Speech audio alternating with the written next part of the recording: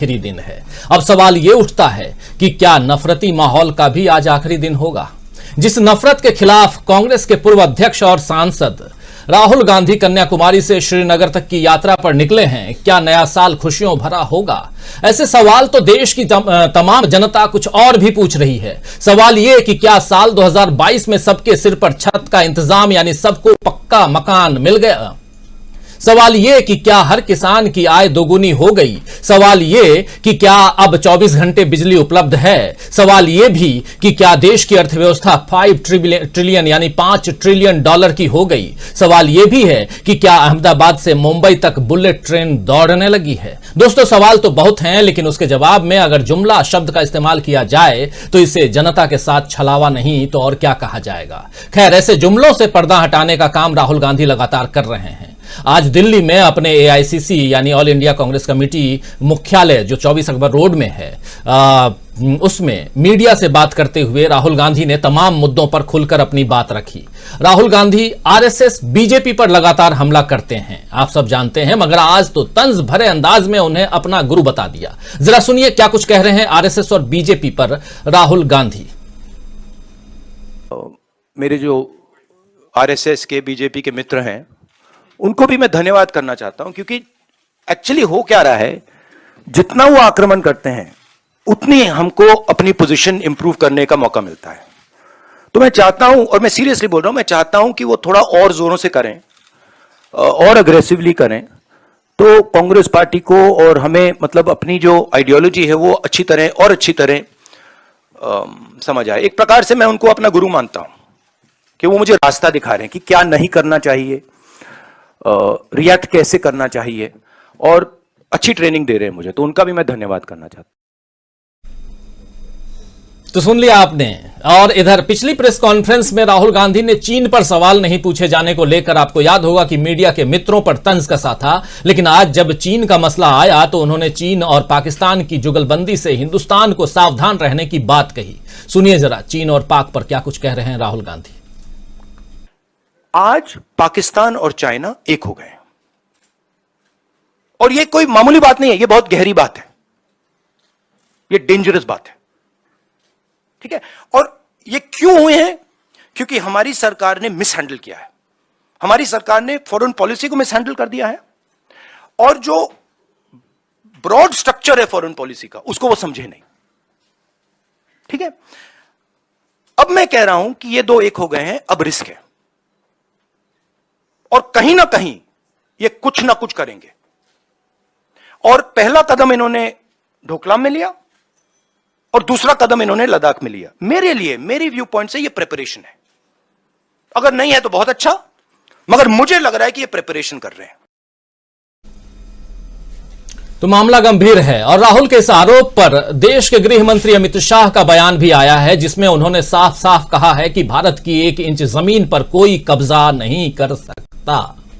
खैर, अगर गृह मंत्री जी ऐसा दावा कर रहे हैं तो अच्छी बात है। हम भी नहीं चाहेंगे कि देश का कोई भी हिस्सा किसी और के कब्जे में जाए, मगर ये जो राजनीति है ना, वो पर्दे के आगे और पर्दे के पीछे कुछ और है। अलग अलग खेल खेलती है यह राजनीति।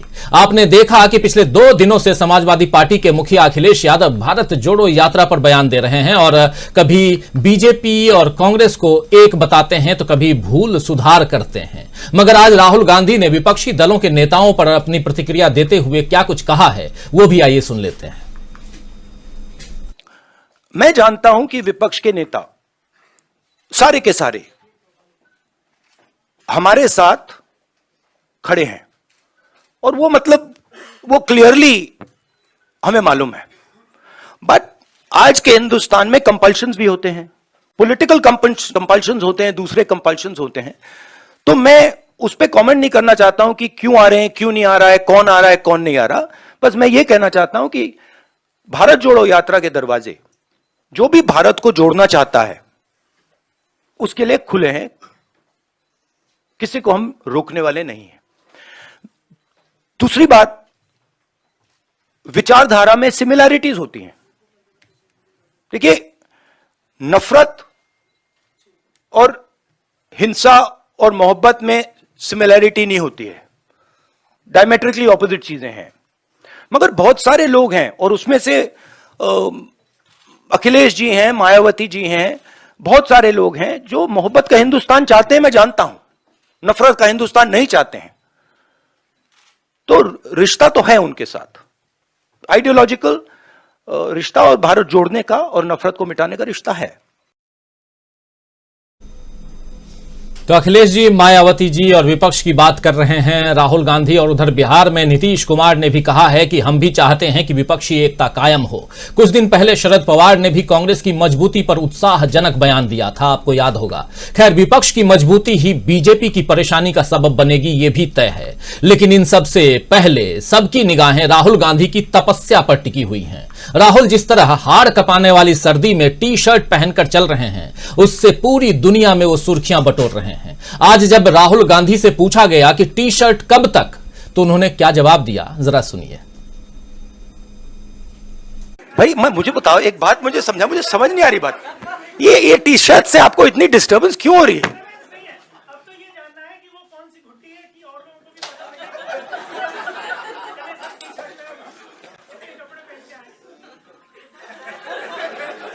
मतलब एक भी यहां टी शर्ट में नहीं बैठा है?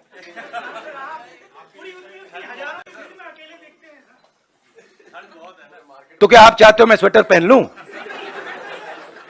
मतलब इससे इतनी डिस्टर्बेंस क्यों नहीं है लोगों को?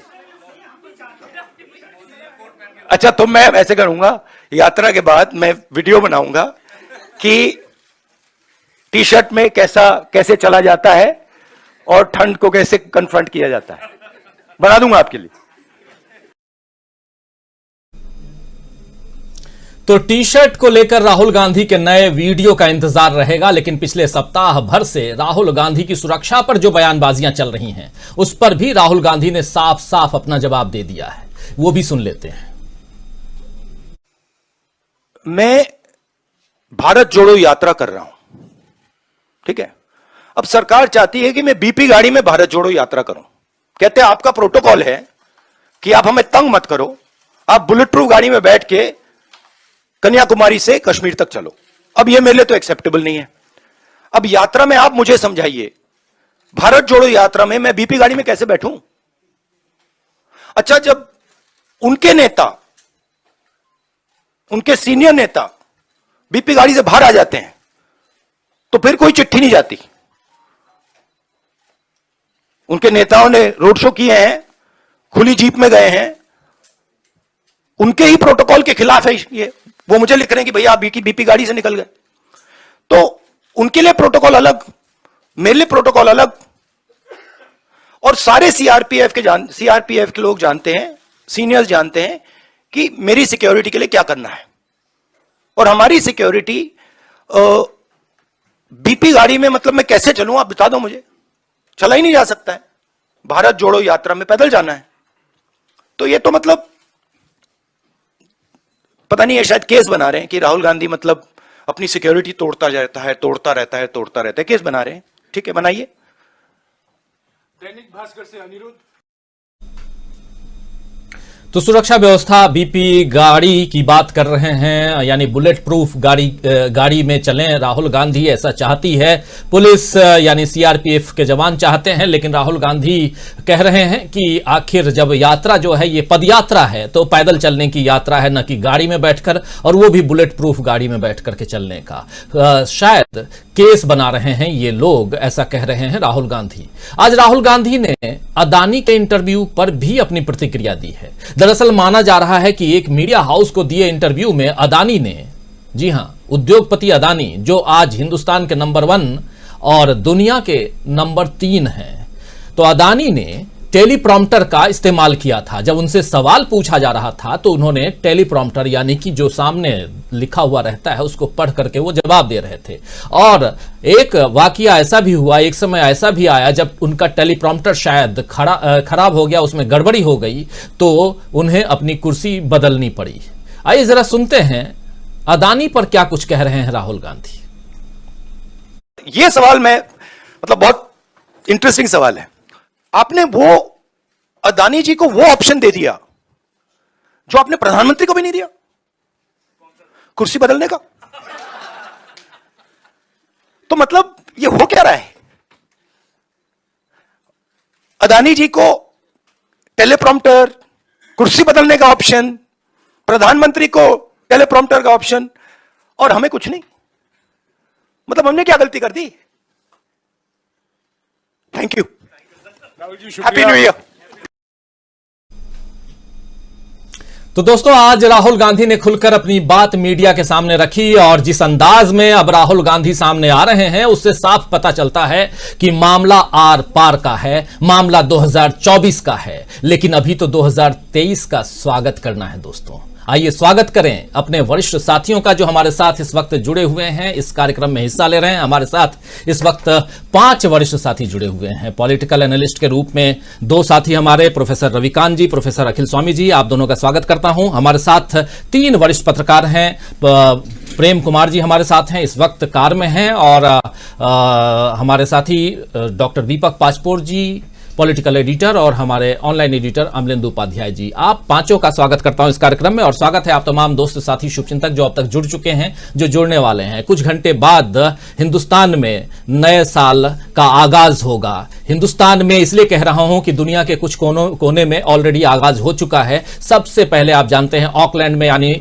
न्यूजीलैंड के ऑकलैंड में सबसे पहले नए वर्ष का आगाज होता है, जो हो चुका है ऑलरेडी। इसलिए हिंदुस्तान में अब भी 7:12 यानी लगभग 4:45 घंटे बाद हम नए साल का आगाज करेंगे। और उससे पहले राहुल गांधी की लास्ट अगर वर्डिंग आपको याद हो तो कहे हैप्पी न्यू ईयर। उन्होंने हैप्पी न्यू ईयर कह दिया है। 2023, नजरें 2024 पे। सब चाहते हैं कि 2023 को छलांग लगाकर 2024 में पहुंच जाएं। ऐसी अगर देखें तो आज नीतीश कुमार का बयान भी 24, उनसे भी पूछा गया तो 24 में प्रधानमंत्री पद के उम्मीदवार के रूप में क्या आप राहुल गांधी को देखते हैं, यह सवाल पूछा गया। उधर मध्य प्रदेश में कमलनाथ कह रहे हैं कि हमारे जो प्रधानमंत्री पद के उम्मीदवार होंगे वो राहुल गांधी होंगे। छत्तीसगढ़ के मुख्यमंत्री भूपेश बघेल भी इधर दिल्ली में आज मिल रहे थे प्रधानमंत्री से, और उसके बाद मीडिया से बात करते हुए उन्होंने भी कहा है कि हम देखना चाहते हैं प्रधानमंत्री के रूप में राहुल गांधी को। और तेजस्वी यादव से भी पूछा गया कि क्या आप राहुल गांधी को प्रधानमंत्री पद के उम्मीदवार के रूप में देखते हैं, तो उन्होंने भी कहा कि यह जल्दबाजी है, लेकिन आने वाले वक्त में, और यूनिटी की बात हो रही है, विपक्षी एकता की बात हो रही है, सब कुछ हो रहा है। और इधर जो 6 बाइट आप लोगों ने सुनी राहुल गांधी की, ये उनकी प्रेस कॉन्फ्रेंस आज की जो थी उसमें से। सबसे पहले आना चाहता हूं प्रोफेसर अखिल स्वामी जी आपके पास ही। राहुल गांधी को आपने पूरा सुना, अलग अलग मसलों पे सुना, किस रूप में देखते हैं राहुल गांधी को? क्या राहुल गांधी जो हम लिख रहे हैं आर पार के मूड में दिखाई दे रहे हैं? क्या आपको भी लगता है? देखिए राजीव जी, वास्तविकता में उनका मकसद केवल एक है, और जो उन्होंने संकेत दिया है, catch the bull by the horn. ये अब स्थिति आ गई है, देश की बात करो या मरो की स्थिति आ गई है, एक निर्णय लेने की स्थिति आ गई है कि देश को जो ये वेदना पहुंचाने वाले लोग हैं, देश को जो तोड़ने का प्रयास करने वाले लोग हैं, इनको कैसे रोका जाए। राजीव जी, पहले मैं ये सोचता था कि ये जो धार्मिक विद्वेष है, इसकी लड़ाई जो है एग्रेसिव सेकुलरिज्म से लड़ी जा सकती है, लेकिन वास्तविकता में जो मैंने देखा है, सेकुलरिज्म को जैसे इन्होंने सेकुलरिज्म में बदल दिया, और ये एक प्रचार प्रसार किया कि सेकुलर का मतलब होता है जो मुस्लिम परस्त हो, जो अल्पसंख्यक हो, जो हिंदूवादी ना हो। मुझे अब लगता है, और बड़ा स्पष्ट जो राहुल गांधी को भी इन्होंने महसूस किया है, और जिस दिशा में वो चल पड़े हैं, वो ये है कि असली हिंदुत्व और ढोंगित्व के बीच की लड़ाई में हमको ये बताना है कि ये लोग जो करते हैं वो सनातन धर्म है ही नहीं, वो हिंदुत्व है ही नहीं। आप देखिए, मैं इसका संदर्भ लेना नहीं चाहता था, लेकिन क्योंकि मैं एक शुद्ध सनातनी हूं, जब हम लोग कर्म करते हैं, जब हम क्रिया करते हैं, जब वो करते हैं किसी का वो करते हैं, चिता दान करते हैं, उसके बाद हम कोई भी शुभ कार्य संपन्न नहीं करते। ये कौन सा सनातन? या तो आप कहिए आप सनातनी नहीं हैं। अगर आप सनातनी हैं, अगर आप हिंदू हैं, अगर आप हिंदू कर्मकांड और सनातनी कर्मकांड में बिलीव करते हैं, तो आप गडकरी को प्रधानमंत्री का 15 दिन के लिए पद दे दिया होता, और आप ये निर्णय लेते कि मैं अपनी मां का जो सनातनी परंपरा है उसके हिसाब से मैं शोक रहूंगा, अपने घर के अंदर रहूंगा, साधारण वस्त्रों में रहूंगा, मैं अच्छा भोजन नहीं करूंगा, और मैं सारे संस्कारों का पालन करूंगा। वास्तविकता में ये जो सारे की सारी चीजें आप देख रहे हैं, ये आप देख रहे हैं, ये लड़ाई जो है राहुल गांधी अब ये देखना चाह रहे हैं और दिखाना चाह रहे हैं कि अब लड़ाई जो है वो असली हिंदुत्व और नकली हिंदुत्व के बीच की है। राहुल गांधी को जितना ये घेरने का प्रयास कर रहे हैं, वास्तविकता है राजीव जी, हम लोग भी इस प्रकार के आक्रमण को झेलते, हम वो लोग जो कि ये चाहते हैं कि देश एकजुट रहे, देश मजबूत हो, देश में धार्मिक सद्भाव और विद्वेष न हो, जो लोग ऐसा चाहते हैं हमको भी आक्रमण झेलना पड़ता है। और मैं ये देख रहा हूं पिछले 3 महीने से, जब से राहुल गांधी पदयात्रा में चले हैं, हम मजबूत हैं। हमारे को जो एक किनारे करने वाले लोग थे, जो हमको मुस्लिम पर्स कहने वाले लोग थे, जो हमको हिंदू करने वाले लोग थे, जब से मैंने उनसे हिंदुत्व में प्रश्न करना शुरू किया है, सनातन धर्म में प्रश्न करना शुरू किया है, वो लोग डिफेंस में आ गए हैं। तो वास्तविकता में आज की तारीख में जो अखिलेश यादव ने कहा, जो तेजस्वी यादव ने कहा, जनता जिसके साथ है सत्ता उसको मिलेगी, और वास्तविकता में राहुल गांधी के साथ जनता है। और जनता क्यों है? जो उन्होंने अपनी टी शर्ट के बारे में टिप्पणी की, वास्तविकता में राजीव जी, आप किसी भी धर्म के किसी भी इष्ट को कभी आपने मफलर पहने देखा है, कंबल ओढ़े देखा है, कोट पहने देखा है? जो ईश्वर के रूप होते हैं, जिनके अंदर तेज होता है, जिनके अंदर आत्मबल होता है, आप भगवान बुद्ध को देखिए, आप भगवान महावीर को देखिए, आप श्री राम को देखिए, आप श्री कृष्ण को देखिए, आप जीसस क्राइस्ट को देखिए, उनमें गर्म कपड़े आपको नहीं दिखेंगे। क्यों? क्योंकि उनके अंदर एक तेज है, उनके अंदर एक आत्मबल है, उनके अंदर जो सांसारिक शक्तियां हैं उनको समेटने की शक्ति है। तो इनडायरेक्टली उन्होंने, राहुल गांधी ने कहा, जो मुझे लगता है जो ये समाज का प्यार, जनता का प्यार ये है, ये तेज देता है, ये ओजस्विता देता है, ये आदमी के अंदर इतनी शक्ति देता है कि उसको कोट मफलर और ये कंबल की जरूरत नहीं पड़ती, वो एक टी शर्ट में पैदल चलता है।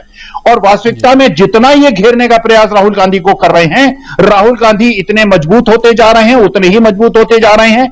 और ये सारे विपक्षी दल, जितने भी विपक्षी दल हैं, केवल ये देख रहे हैं कि राहुल गांधी की यात्रा में किस प्रकार का उनको समर्थन मिल रहा है, किस प्रकार से जनता उनके साथ जुड़ रही है। और ये जनता कौन जुड़ रही है, कौन लोग हैं जो जुड़ रहे हैं? ये वो लोग हैं जो किसी धर्म में विश्वास नहीं, धार्मिक विद्वेष में विश्वास नहीं करते, ये अपने अपने धर्म का पालन करते हैं, लेकिन भारत की एकजुटता। हमारा धर्म क्या है? मेरा सबसे बड़ा धर्म है राष्ट्र धर्म, और राष्ट्र धर्म मुझको यह सिखाता है कि यह भारत माता की सेवा करने के लिए 135 करोड़ लोग जो किसी धर्म जाति में बिलीव करते हैं, लेकिन भारत माता को मजबूत करेंगे। और एक और बात राजीव जी, जहां लड़ना चाहिए हमको पाकिस्तान और चीन से, हम कभी लड़ते हैं बीएसपी से, कभी टीएमसी से, कभी लड़ते हैं शिवसेना से, कभी हम लड़ते हैं कांग्रेस से, कभी हम लड़ते हैं गहलोत से, कभी हम लड़ते हैं तेजस्वी यादव से। अरे इस समय देश को एकजुट करके 135 करोड़ लोगों को चीन और पाकिस्तान के समक्ष लड़ना चाहिए, जैसा हमने 1965 में, 1971 में और ये जो कारगिल का युद्ध हुआ था उसमें देखा है। हम उनसे लड़ने के बजाय अपने देश के अंदर जो एकता चाहते हैं, जो समभाव चाहते हैं, सद्भाव चाहते हैं, उनसे लड़ने में लगे हुए हैं। तो इन शक्तियों को हराना आवश्यक है। और जो ये राहुल गांधी की यात्रा है, इसको सबल बनाना और देश की रक्षा के लिए और देश की जो हमारी सार्वभौमिकता है उसको बचाने के लिए, हमको देश को जोड़ने के लिए, नफरत को छोड़ने के लिए हर इंडिविजुअल को आगे आना होगा राजीव जी। जी, हर इंडिविजुअल को आगे आना होगा। लेकिन राहुल गांधी, प्रेम कुमार जी, अगर आवाज मेरी आ रही हो आप तक, तो आपके पास सीधा आना चाहता हूं। राहुल गांधी ने आरएसएस पर आज जो बात कही है, तंज के लहजे में कही है, लेकिन उसे बहुत दूसरे ढंग से प्रसारित किया जा रहा है और कहा जा रहा है कि राहुल गांधी ने आरएसएस को, बीजेपी को अपना गुरु मान लिया है। क्या कहेंगे इस पे? देखिए राजीव जी, मेरी आवाज मिल रही है? जी, आवाज मिल अब आ रही है। जी राजीव जी, देखिए राहुल गांधी ने जो आज बात कही है, वो निंदक नियरे वाक्य वाले टर्म को उन्होंने एक तरह से रखा है कि चूंकि आरएसएस और बीजेपी जिसके खिलाफ वो लगातार राजनीतिक लड़ाई लड़ रहे हैं, तो और उनके खिलाफ बीजेपी और आरएसएस लगी हुई है, तो उस वजह से इनको मार्गदर्शन मिले और इन्हें पता चल रहा है कि ये अपनी कमियां कैसे दूर करें और कैसे अपने आप को ठीक करें, इस मायने में वो हमारे गुरु हैं। तो जाहिर बात है बीजेपी को अधिकार है कि वो ये कहे कि भाई राहुल गांधी ने उनको गुरु मान लिया है, तो ये वो कह सकते हैं, लेकिन राहुल गांधी ने इसी परिप्रेक्ष्य में अपनी बात कही है। अब ये एक बात जरूर है कि 2024 को लेकर के, क्योंकि आज का दिन बीत जाएगा, 2023 शुरू हो जाएगा और हम नए साल का जश्न मना रहे हैं, उस जश्न में डूबे हुए हैं। तो 2023 जो है क्योंकि बहुत महत्वपूर्ण साल है और इस वर्ष 9 राज्यों में, अगर जम्मू कश्मीर में चुनाव हुए तो 10 राज्यों में चुनाव होने वाले हैं। तो इन 10 राज्यों में चुनाव नतीजों से जो तस्वीर बनेगी, उस तस्वीर का 2024 पर बहुत बड़ा पड़ेगा और 2022 को भारतीय जनता पार्टी कई मायनों में याद रखना नहीं चाहेगी। देखिए 2022 कांग्रेस के लिए इस मायने में महत्वपूर्ण है कि हिमाचल जैसा प्रदेश, जहां सबसे ज्यादा हिंदू आबादी है, जहां सबसे ज्यादा सवर्ण आबादी है, जहां सबसे ज्यादा वो तबका है जिस पर बीजेपी अपना अधिकार समझती है कि ये हमारे वोटर्स हैं, उसको कांग्रेस ने कब्जा किया है, हासिल किया है। तो ये उसकी उपलब्धि के रूप में है। दूसरी तरफ एक और बात है जो एहतियातन समझनी पड़ेगी कांग्रेस को, वो ये कि क्षेत्रीय दलों को कैसे लें। देखिए भारतीय जनता पार्टी ने तो कहा था कि क्षेत्रीय दलों का अस्तित्व ही नहीं है, तो इस कारण उनको बिहार खोना पड़ा। आज कांग्रेस क्या कह रही है? कांग्रेस कह रही है, राहुल गांधी कह रहे हैं कि क्षेत्रीय दलों के पास राष्ट्रीय विचारधारा नहीं। मेरे ख्याल से यहां कांग्रेस को प्रेम कुमार जी डिस्कनेक्ट हो गए हैं, जब तक कनेक्ट होते हैं तब तक उनके पास फिर से आऊंगा, लेकिन आना चाहता हूं प्रोफेसर रविकांत जी आपके पास और आपसे भी समझना चाहता हूं कि राहुल गांधी ने आज हमेशा की तरह, हमेशा राहुल गांधी आरएसएस बीजेपी पर वार करते हैं, आज भी वार करते हुए नजर आए हमारे नजरिए से, लेकिन गुरु वाले शब्द को लोगों ने ऐसा पकड़ा कि अब कह रहे हैं हिमंता विश्व शर्मा कि आप चले जाइए आरएसएस मुख्यालय, वहां आप मत्था टेक के आइए। क्या कहेंगे इस पे? देखिए एक बात तो प्रेम कुमार जी ने बहुत स्पष्ट कर दी है कि राहुल गांधी अपने विरोधियों को भी सम्मान देते हैं, उनको नजदीक रख करके उनसे सीखते हैं और ये असली भारतीय परंपरा है। आप अगर प्रोफेसर साहब बैठे हुए हैं, दर्शन का उनका बहुत अध्ययन है और इस देश में अगर दार्शनिक परंपरा को देखिए तो लगातार एक दूसरे दर्शन के खिलाफ पूरा डिस्कोर्स रहा है, लेकिन कभी किसी व्यक्ति पर, किसी विचारक पर दूसरे विचारक ने कभी व्यक्तिगत टिप्पणियां नहीं की। यह भारतीय परंपरा है जी। जो आरएसएस और जो बीजेपी राहुल गांधी को पानी पी पी करके कोसते रहे, वही राहुल गांधी आज आरएसएस और बीजेपी के प्रति कितने नरम हैं। जब वो गुरु कह रहे हैं तो उसका मतलब है कि वो सम्मान कर रहे हैं, वो उनके प्रतिद्वंदी है, वो दुश्मन नहीं है। और ये वो कांग्रेस की परंपरा भी है। आप गांधी जी को याद कर लीजिए, नेहरू को याद कर लीजिए, या उसके बाद की पूरी फेहरिस्त को याद कर लीजिए। गांधी जी के प्रतिद्वंदी तमाम थे, लेकिन वो दुश्मन नहीं थे। नेहरू ने तो श्यामा प्रसाद मुखर्जी को अपने मंत्रिमंडल में शामिल किया, डॉक्टर अंबेडकर को अपने मंत्रिमंडल में शामिल किया और आजादी के आंदोलन में जो सबसे बड़ी प्रतिद्वंदता है वो गांधी और अंबेडकर की मानी जाती है। लेकिन फिर भी अंबेडकर के व्यक्तित्व और उनकी विद्वता से प्रभावित होकर के, उनको उस जानते हुए गांधी जी ने संविधान सभा में उनको ले आने के लिए नेहरू से कहा कि आप उनके पास जाइए और उनको लेकर के आइए। ये है असली भारतीय परंपरा। लेकिन दूसरी तरफ जो ये आरएसएस की परंपरा है, मैं आज एक बात कहना चाहता हूं कि राहुल गांधी के लिए जिस टर्म का इस्तेमाल होता रहा है 1 दशक तक, तो बहुत ज्यादा, ये शब्द पहली बार जब मैंने सुना था, जो मुझे याद है, और वो शायद पहली बार ही इस्तेमाल हुआ था, जब राहुल गांधी अपने पिता की हत्या के बाद अंत्येष्टि के लिए आए थे, और उस समय अगर वो चित्र अगर आपको याद होंगे ही, बिल्कुल, तो एक दुबले पतले काया में चश्मा लगाए और बहुत दुखी, जिसने अपने पिता को खोया हो और अंत्येष्टि के समय हो, तो ऑब्वियस है कि राहुल गांधी जिस तरह के दिख रहे थे, लेकिन आरएसएस उसमें भी अपना अवसर देख रहा था। और उस समय पहली बार राहुल गांधी के लिए वो शब्द का इस्तेमाल हुआ कि अरे ये तो पप्पू दिख रहा है। वहां से आरएसएस ने और बीजेपी ने जो राहुल गांधी की छवि को धूल दूसरे किया, जो डिस्क्रेडिट किया, तो उनको बदनाम किया।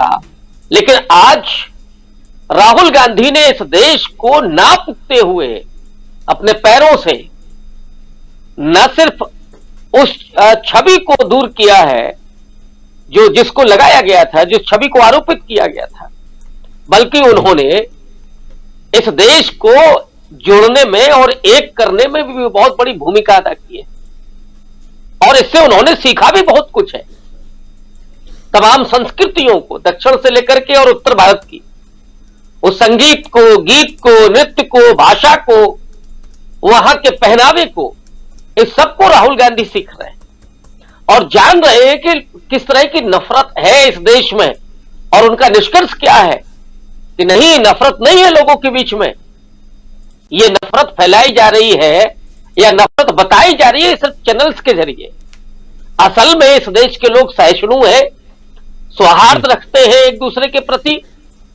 लेकिन आरएसएस के प्रति जो उन्होंने कहा, उसको बजाय इसके कि एक प्रतिद्वंदी दूसरे प्रतिद्वंदी के लिए कितने सम्मानजनक शब्दों का प्रयोग कर रहा है, बजाय इस बड़प्पन के राहुल गांधी को इसमें भी आप डिस्क्रेडिट करेंगे, उनके लिए अपमानजनक शब्द कहेंगे, तो दरअसल इनकी फितरत है। वो हेमंत बिस्वा शर्मा हो या कोई और भी हो। और आपने पिछले डिबेट में जो कहा था कि हेमंत बिस्वा शर्मा तो आज भी सोचे कि वो बिस्किट काश हमको मिल गए होते। उनकी जो भाषा है वो वही वाली भाषा है, वो बड़प्पन नहीं है हेमंत बिस्वा शर्मा में। लेकिन राहुल गांधी का जो व्यक्ति, और आज आप उनका कॉन्फिडेंस देखिए, जिस ढंग से बात कर रहे हैं। और मुझे अब लगता है, ये मैं आखिरी टिप्पणी कर रहा हूं, कि राहुल गांधी अब न रुकने वाले हैं और न उन्हें कोई रोकने वाला है।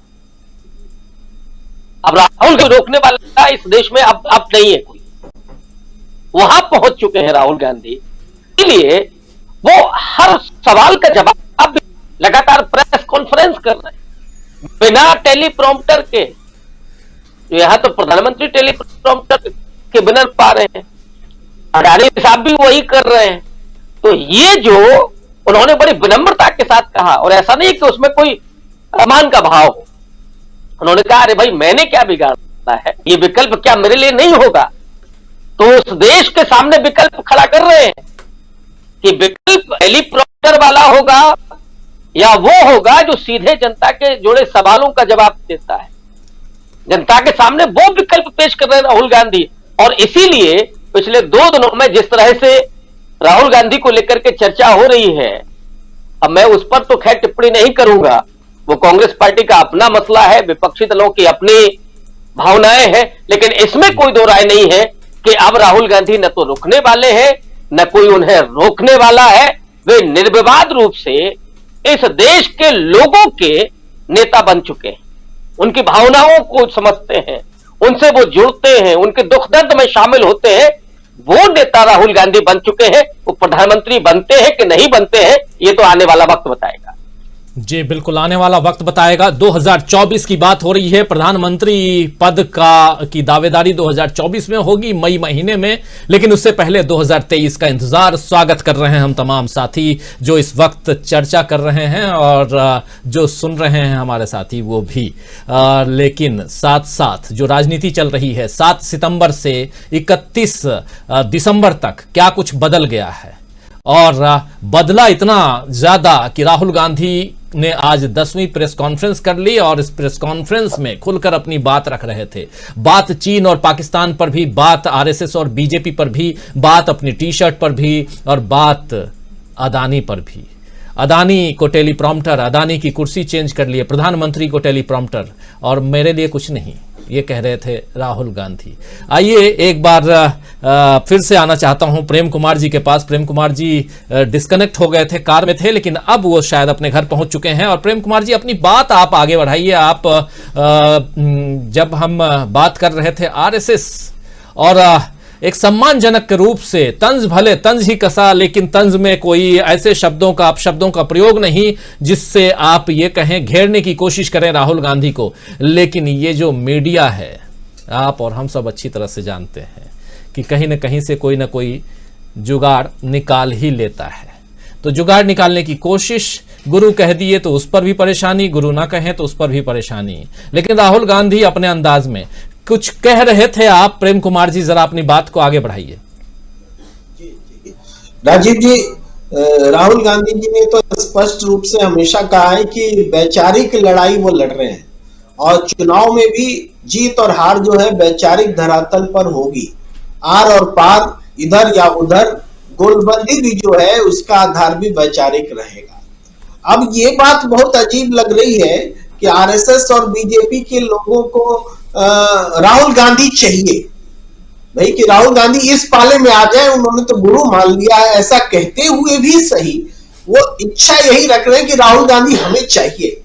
तो राहुल गांधी आपको चाहिए तो इस विचारधारा के साथ अगर आप स्वीकार कर सकते हैं कर लीजिए।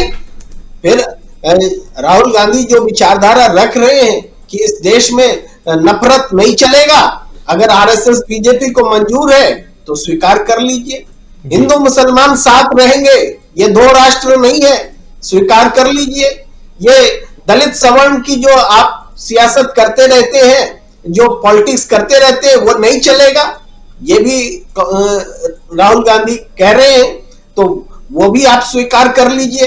तो राहुल गांधी को अगर आप स्वीकार कर रहे हैं तो ये बहुत अच्छी बात है।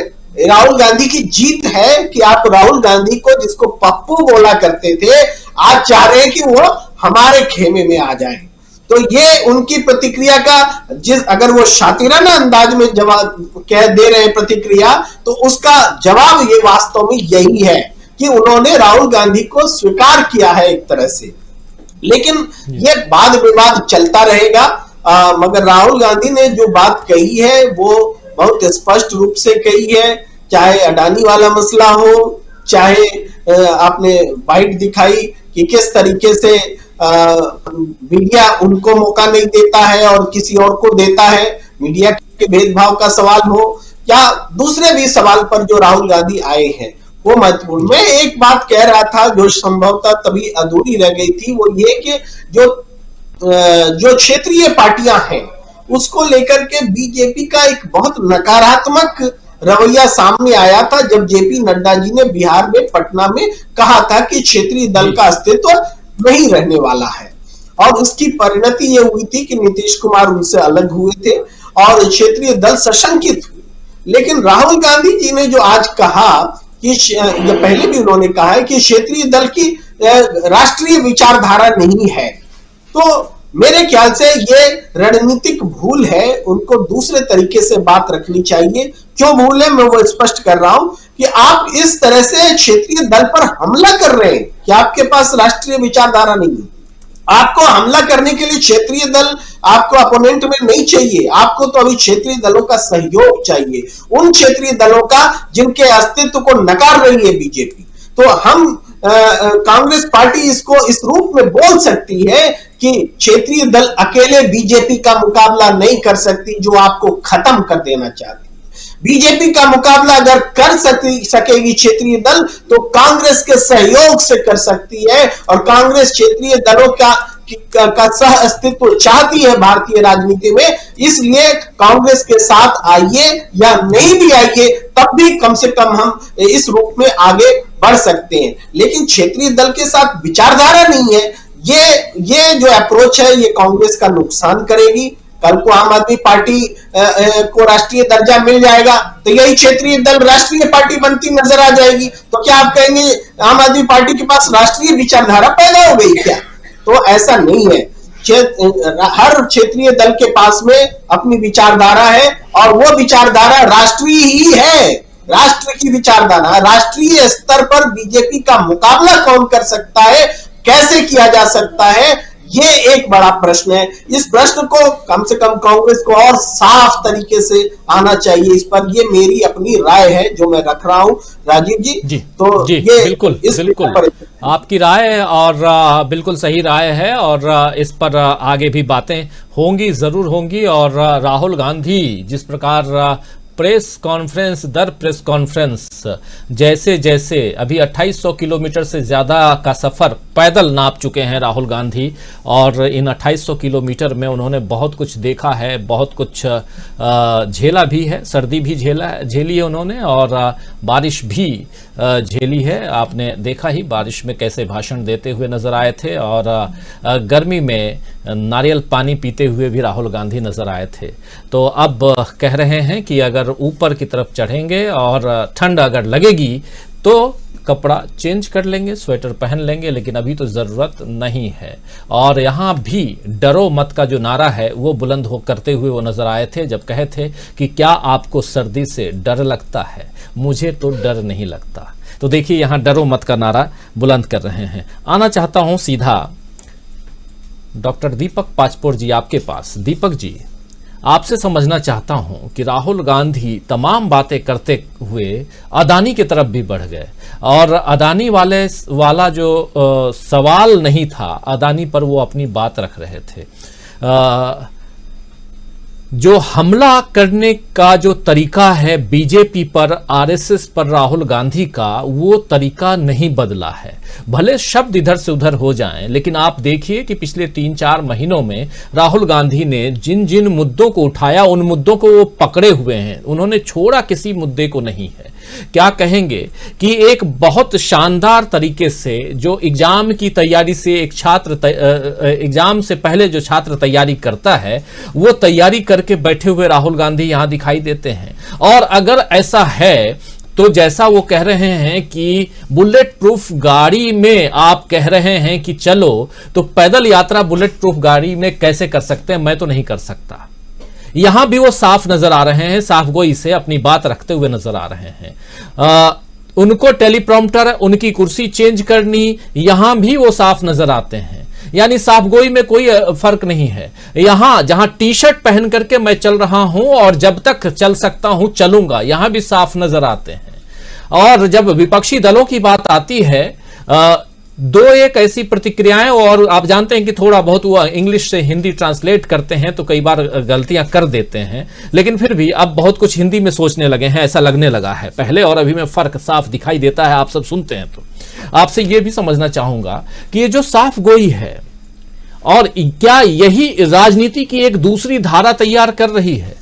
देखिए, राजनीति में एक धारा हम देख रहे हैं पिछले 8-9 वर्षों में, और वो धारा है कि झूठ बोलो, जितना झूठ बोलो उतना अच्छा है, जितने जुमले गढ़ो उतना अच्छा है, और जितना लोगों को बरगलाओ। इसलिए सबसे शुरुआत में मैंने अपनी बात रखी थी, जिसमें, और कल आप ये बात पहले रख चुके हैं, कि जो 6 बातें थीं जो 2022 तक हो जानी थी, उनमें से कोई भी बात पूरी नहीं हुई। सबके सिर पर छत, यानी सबको पक्का मकान, सबको 5 ट्रिलियन की इकोनॉमी, बुलेट प्रूफ ट्रेन, सबके घर में बिजली, उसके अलावा किसानों की आय दोगुनी, ये तमाम बातें थी। लेकिन उसके बाद भी इसी दिसंबर महीने में फिर से 80-82 करोड़ लोगों को 5 किलो अनाज मुफ्त, वो भी अगले 1 साल तक देने की घोषणा इसी सरकार ने की है। यानी 5 किलो अनाज, मुफ्त अनाज लेने के लिए अभी भी इस देश में 80-82 करोड़ की जनसंख्या है। तो ये बहुत बड़ी बात है, और यही तो साफ गोई यहां तो दो बातें, दो धारा यहां बहती हुई दिखाई दे रही है। एक धारा बहाने की कोशिश, एक रेखा लंबी करने की कोशिश राहुल गांधी, और दूसरी तरफ जो आज की सरकार है वो पिछले 8-9 सालों में कर ही रही है। आपसे समझना चाहता हूं कि ये जिस धारा को, जिस लाइन को खींचने की कोशिश राहुल गांधी कर रहे हैं, क्या ये लाइन की दिशा आज की तारीख में, आज के समय में सही है? आप इसको किस रूप में देखते हैं? देखिए, हमारे यहाँ कहा गया है कि जो यात्राएं हैं हमें बहुत कुछ सिखाती हैं, चाहे आप महात्मा गांधी की यात्रा हो। इसलिए गोपाल कृष्ण गोखले ने कहा कि अगला कुछ भी कहने के पहले तुम एक बार पूरा भारत का भ्रमण करो। फिर एक बहुत बड़े घुमक्कड़ हुए राहुल सांकृत्यायन साहब। उन्होंने मतलब एक सामान्य किसान गांव से निकलकर फिर कहां बौद्ध धर्म तक गए, तिब्बत गए, चीन गए, कहां कहां नहीं गए। तो हमें यात्राएं बहुत सिखाती हैं, ये हमेशा कहा गया है राजीव जी। पूरी दुनिया में यात्राओं का बड़ा महत्व है, बड़े बड़े साहित्यकार यात्राओं के कारण निकले। तो राहुल गांधी जो हैं ये यात्राओं से एक नया राहुल जो बन रहा है वो इन यात्राओं की देन है। वो अब हो ये रहा है कि भारत इतना बड़ा देश है, यहाँ इतनी विविधताएं हैं, इतने मुद्दे हैं, इतने उसके निराकरण हैं, इतने तरह के दार्शनिक अंदाज हैं, आध्यात्म है कि राहुल गांधी धीरे धीरे हर रोज कुछ न कुछ बटोर रहे हैं। और सही बात तो यह है कि पिछले कुछ दिनों से, जैसे हमको पहले भी लग रहा था कि जब ये यात्रा पे निकलेंगे तो बहुत सारे मुद्दों पर बात होगी, और आज वो हो रही है। सही बात तो यह है कि अब राहुल गांधी के पास समझिए कि एक प्याज है और उसको वो रोज काट रहे हैं, नई नई परतें खुल रही हैं। फर्क ये है कि आप जब प्याज काटते हैं तो आपकी आंखों में आंसू आते हैं, लेकिन ये जो प्याज काट रहे हैं इससे सामने वाले की आंखों में आंसू आ रहे हैं, बीजेपी और आरएसएस की आंखों में आंसू आ रहे हैं। ये प्याज काटने का बिल्कुल अभिनव तरीका है जो राहुल गांधी ने इजाद किया है। आप देखिए खुद उनकी आंखों में आंसू नहीं है। अब मैं आता हूं कि दूसरी बात यह है कि हमारे भारत में जो स्वतंत्रता का भी पूरा का पूरा आंदोलन हुआ वो आप देखिए कभी भी बहुत बोझिल नहीं था, कहीं उसे लेके बहुत ही कोई हमलावर होकर नहीं बात करता था। यहां तक कि महात्मा गांधी का अपना सेंस ऑफ ह्यूमर इतना जबरदस्त था। एक छोटा सा किस्सा बताऊं कि एक बार जब उन्हें किसी ने कहा कि भाई ये काफी गरीब है, काफी फकीर से हैं, तो सरोजिनी नायडू ने बड़े मजाक से कहा कि हाँ महात्मा गांधी को गरीब रखने में हमारा बहुत पैसा खर्च हो जाता है। तो वहां पे उन्होंने बड़े मजाक से उसको लिया, सब वहां पे जो खड़े थे वो हंसे। जमनालाल बजाज के साथ उनका बड़ा तो होता था मजाक, हंसी मजाक होती थी क्योंकि वो बहुत दुबले पतले थे। जमनालाल बजाज जो थे, सॉरी जमनालाल बिरला जी जो थे, घनश्याम दास बिरला, सॉरी, वो काफी मोटे ताजे थे, तो उनको लेके काया को जी तो काया को लेके बड़ा मजाक होता था। ये पुरानी बातें हो गई। अब देखिए इनकी यहाँ जो है सेंस ऑफ ह्यूमर ये हमेशा से रहा है। मैं 2-3 उदाहरण आपको दूं। आप देखिए कि जिस समय नेहरू जी थे वो तो प्रोवोक करते थे, और वो कहते थे, इवन शंकर को बोलते थे, Shankar even don't spare me, और अपने आप पे खुद ही वो मजाक को लेके, कार्टून को देख के मजे लेते थे। इंदिरा गांधी की नाक को एक बार महान कार्टूनिस्ट जो थे टाइम्स ऑफ इंडिया के, मैं नाम भूल रहा हूँ, बड़े बड़े प्रसिद्ध जो ये थे, तो उन्होंने उनकी नाक को कुछ ज्यादा लंबा बना दिया। तो उन्होंने कहा कि देखिए बाकी सब तो ठीक है, लेकिन मेरी नाक आपने कुछ जोरों से ज्यादा बड़ी बना दी है। प्रियंका गांधी के समय आपको याद होगा, जिस समय वो आई तो उस समय किसी ने कहा, विपक्ष ने आरोप लगाया कि कांग्रेस तो बहुत बूढ़ी हो गई है। तो प्रियंका गांधी ने हंस के उस रिपोर्टर को कहा कि मैं क्या आपको बहुत बूढ़ी लग रही हूं। कहा यह जाता है कि सेंस ऑफ ह्यूमर जो है ये सबसे बढ़िया ज्ञान होता है व्यक्ति का, और जिस व्यक्ति में सेंस ऑफ ह्यूमर नहीं है उसको परिस्थितियों को और दुनिया को देखने का सलीका नहीं है, तमीज नहीं है, इसे बड़ी कठिन विधा माना गया है। तो इन्होंने जो तंज कसा है कि मेरे को जो है आरएसएस वाले मेरे गुरु हैं, तो मुझे लगता नहीं कि यह मजाक जो है बीजेपी और आरएसएस को समझ में आया होगा, क्योंकि अगर समझ में आता तो निश्चित रूप से वो इसको बहुत ही गंभीरता से लेते हैं और समझ जाते हैं कि इस आदमी ने हम पे बहुत बड़ा मजाक किया है। लेकिन वो हिमंता बिस्वा शर्मा जो है, मुझे नहीं लगता कि उनके अंदर कोई ऐसा सेंस ऑफ ह्यूमर होगा। उन्होंने तुरंत कह दिया कि आप आरएसएस में भर्ती हो जाइए, आप मुख्यालय चले जाइए। इसको कहते हैं कि पूरा का पूरा एंटी क्लाइमेक्स कर देना, एक अच्छे मजाक को बहुत ही खराब किस्म का उसको सत्यानाश कर देना किसी भी मजाक का, एक तरह से ये है। अंतिम बात आप देखिए, हेमंत मालवीय एक कार्टूनिस्ट है, उसने रामदेव बाबा पे एक कार्टून बनाया बेशरम रंग के नाम से, उनके ऊपर एफआईआर कर दी गई। भाई कार्टून इतने हजारों लोगों पे बनाए गए, सैकड़ों नेताओं पे बनाए गए, ये कार्टून है, मजाक है, व्यंग है, इन सबको उसी तरीके से लिया जाना चाहिए आपको। तो उस हेमंत मालवीय पे इन्होंने एफआईआर करवा दी। ये जो है सेंस ऑफ ह्यूमर का न होना है। लेकिन अब मुझे लगता है कि राहुल गांधी में ये सारी चीजें डेवलप हो रही हैं, और इस यात्रा को अब मुझे लगता है कि वो पूरा का पूरा एंजॉय कर रहे हैं, उनके ऊपर कोई तनाव नहीं है, और ये तनाव से रहित होकर वो जो आगे बढ़ेंगे, यही सारा का सारा डिफरेंस पैदा करेगा। और निश्चित रूप से इससे जो है बीजेपी और आरएसएस जो है वो तो तिल मिलाएंगे, लेकिन जनता के सामने जो है वो सच्चाई सामने आएगी। मुझे ऐसा लगता है कि अब ये जो नया साल है और 3 तारीख से जो निकलेंगे वो एक और नए तरीके से निकलेंगे, और निश्चित रूप से बहुत सारे मुद्दे ऐसे हैं कि जो हर रोज आप देखेंगे कि कोई न कोई नया जो मुद्दा है वो राहुल गांधी सामने लाएंगे। मुझे ऐसा लगता है कि जो नया साल है कल से जो शुरू हो रहा है उसमें हमको कुंवर रविंद्र की एक बहुत ही बढ़िया कविता है। उन्होंने कहा है कि चलो पूरी रात प्रतीक्षा के बाद फिर एक नई सुबह होगी ना नई सुबह, जब आदमियत नंगी नहीं होगी, नहीं सजेंगी हथियारों की मंडियां, नहीं खोदी जाएंगी नई कब्रें, नहीं जलेंगी नई चिताएं, आदिम सोच आदिम विचारों से मिलेगी निजात, होगी ना नई सुबह।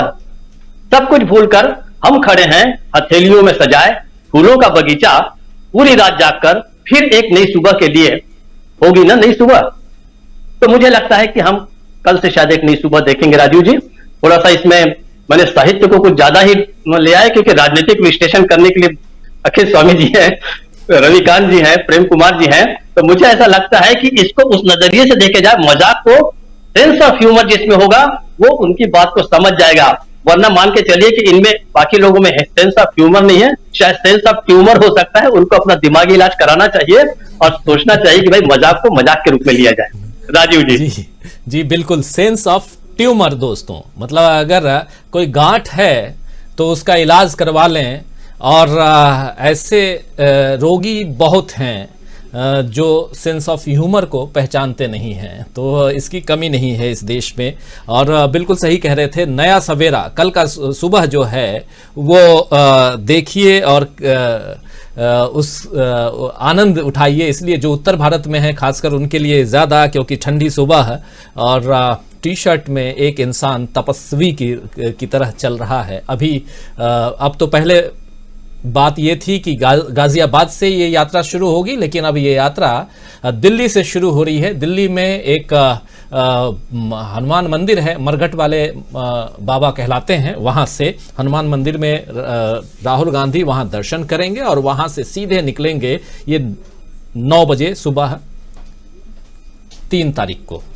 तो पदयात्रा 3 तारीख से शुरू होगी। आना चाहता हूं अमलेंदु उपाध्याय जी, एक सवाल और आज पूछा गया और बहुत मौजूद सवाल, बहुत चर्चा हो रही है, हम लोग भी आज चर्चा करते रह रहे हैं लगातार पिछले दिनों।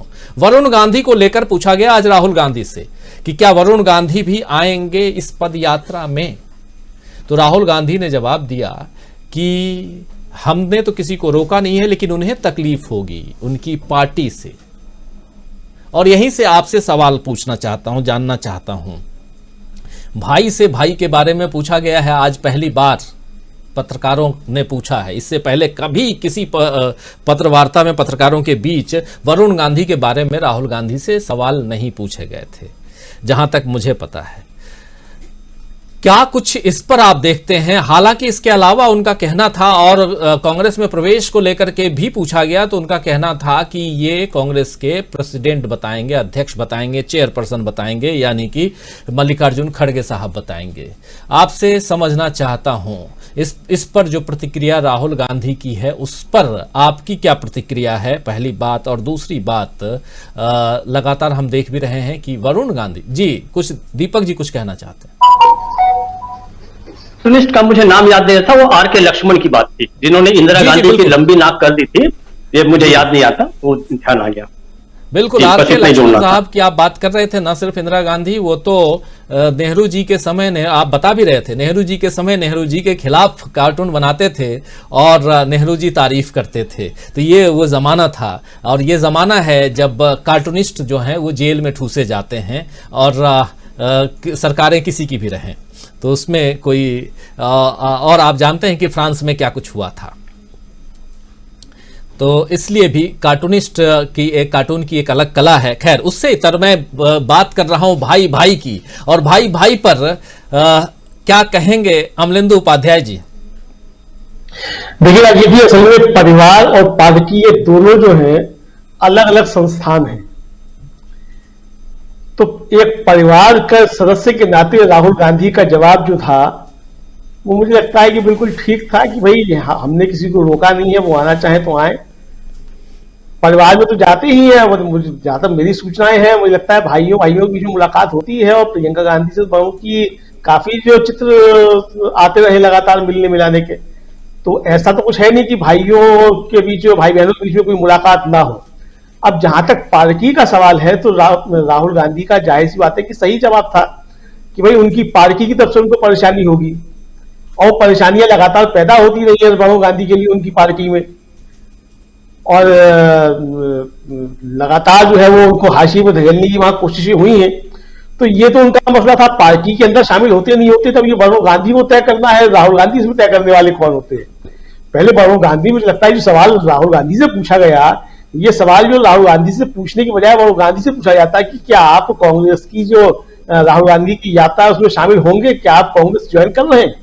मुझे लगता है ये सवाल वहां पूछा जाना चाहिए था। तो राहुल गांधी से जो सवाल पूछा गया उसका इससे अच्छा और इससे बेहतर उत्तर जो है कोई हो नहीं सकता था जो राहुल गांधी ने दिया। अब राहुल गांधी शामिल होते नहीं होते हैं, ये राहुल गांधी का मसला है। राहुल गांधी कितना रिस्क उठा सकते हैं, भारतीय जनता पार्टी से उनके क्या संबंध है, जिस तरीके से बोल रहे हैं, जाहिर सी बात है कि वो भारतीय जनता पार्टी की विचारधारा के खिलाफ जाकर के बोल रहे हैं, भारतीय जनता पार्टी की नीतियों के खिलाफ लगातार बोल रहे हैं, उन मुद्दों को लगातार उठा रहे हैं जिन पर भारतीय जनता पार्टी असहज महसूस करती है। तो ये तो चीजें एक तरीके से साफ है कि 2024 आते आते राहुल गांधी भारतीय जनता पार्टी में तो नहीं रह पाएंगे या रहने नहीं दिए जाएंगे।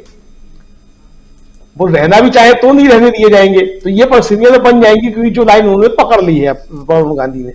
तो अब ये राहुल गांधी को तय करना भी लगता है, राहुल गांधी को इसमें कुछ तय करने की स्थिति जो है भी नहीं, और उनका जवाब सही था कि मल्लिकार्जुन खड़गे तय करेंगे। अभी राहुल गांधी का कोई जो है वो प्रस्ताव तो आया नहीं है कि वो कांग्रेस ज्वाइन करना चाहते हैं, तो उसमें हाँ या ना की स्थिति है कि नहीं है। तो जब ये प्रस्ताव आएगा राहुल गांधी तब से तब कांग्रेस अध्यक्ष भी जवाब देंगे।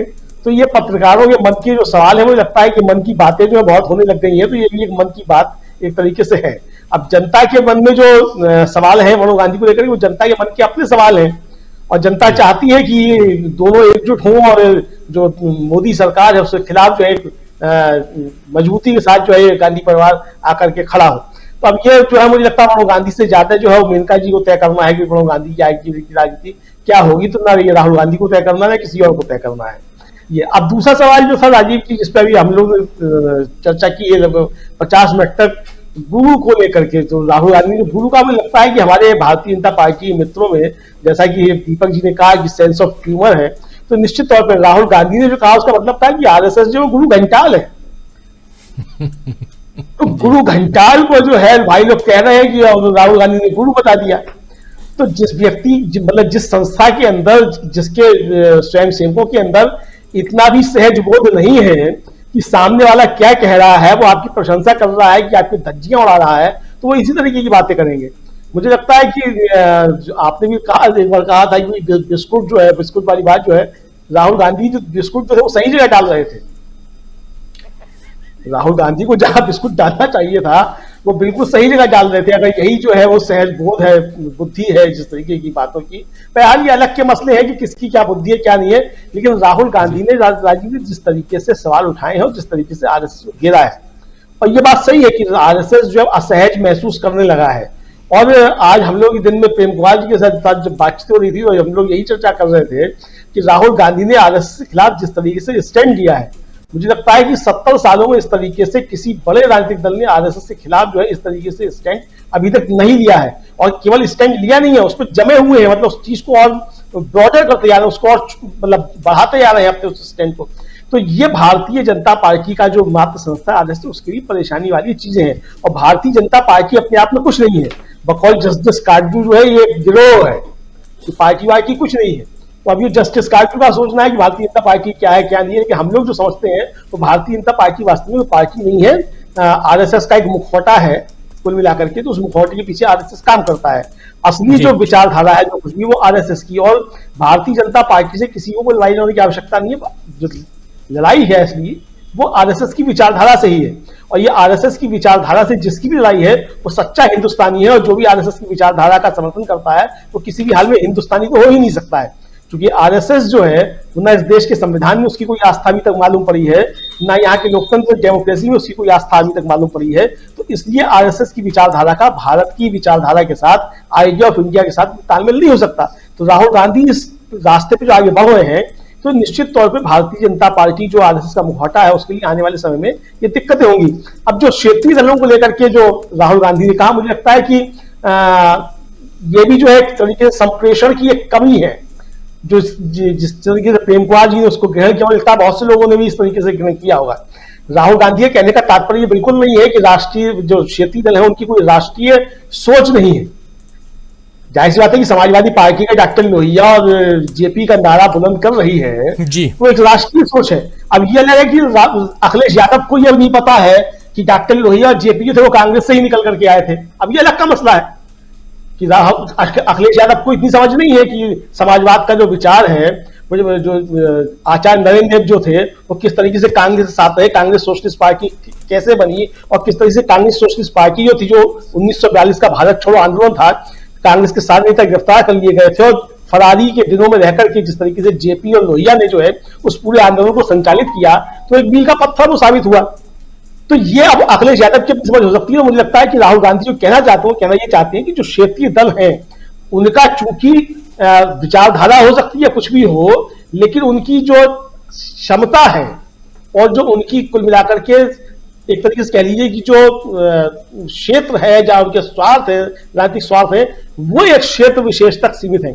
जाहिर सी बात की समाजवादी पार्टी जो भले ही गुजरात में चुनाव लड़ने के लिए पहुंच जाए, उससे फायदा भारतीय जनता पार्टी को होगा। अब अखिलेश यादव ने घोषणा कर दी कि मध्य प्रदेश में सारी क्यों चुनाव लड़ेंगे वो विधानसभा का, तो उससे फायदा भारतीय जनता पार्टी को होगा। लेकिन उत्तर प्रदेश में आज भी जो है भारतीय जनता पार्टी से लड़ाई लड़ने के लिए अखिलेश यादव मजबूत पिलर है। इसको कोई मतलब उनसे किसी की सहमति हो या ना हो, लेकिन वो है एक मजबूत पिलर।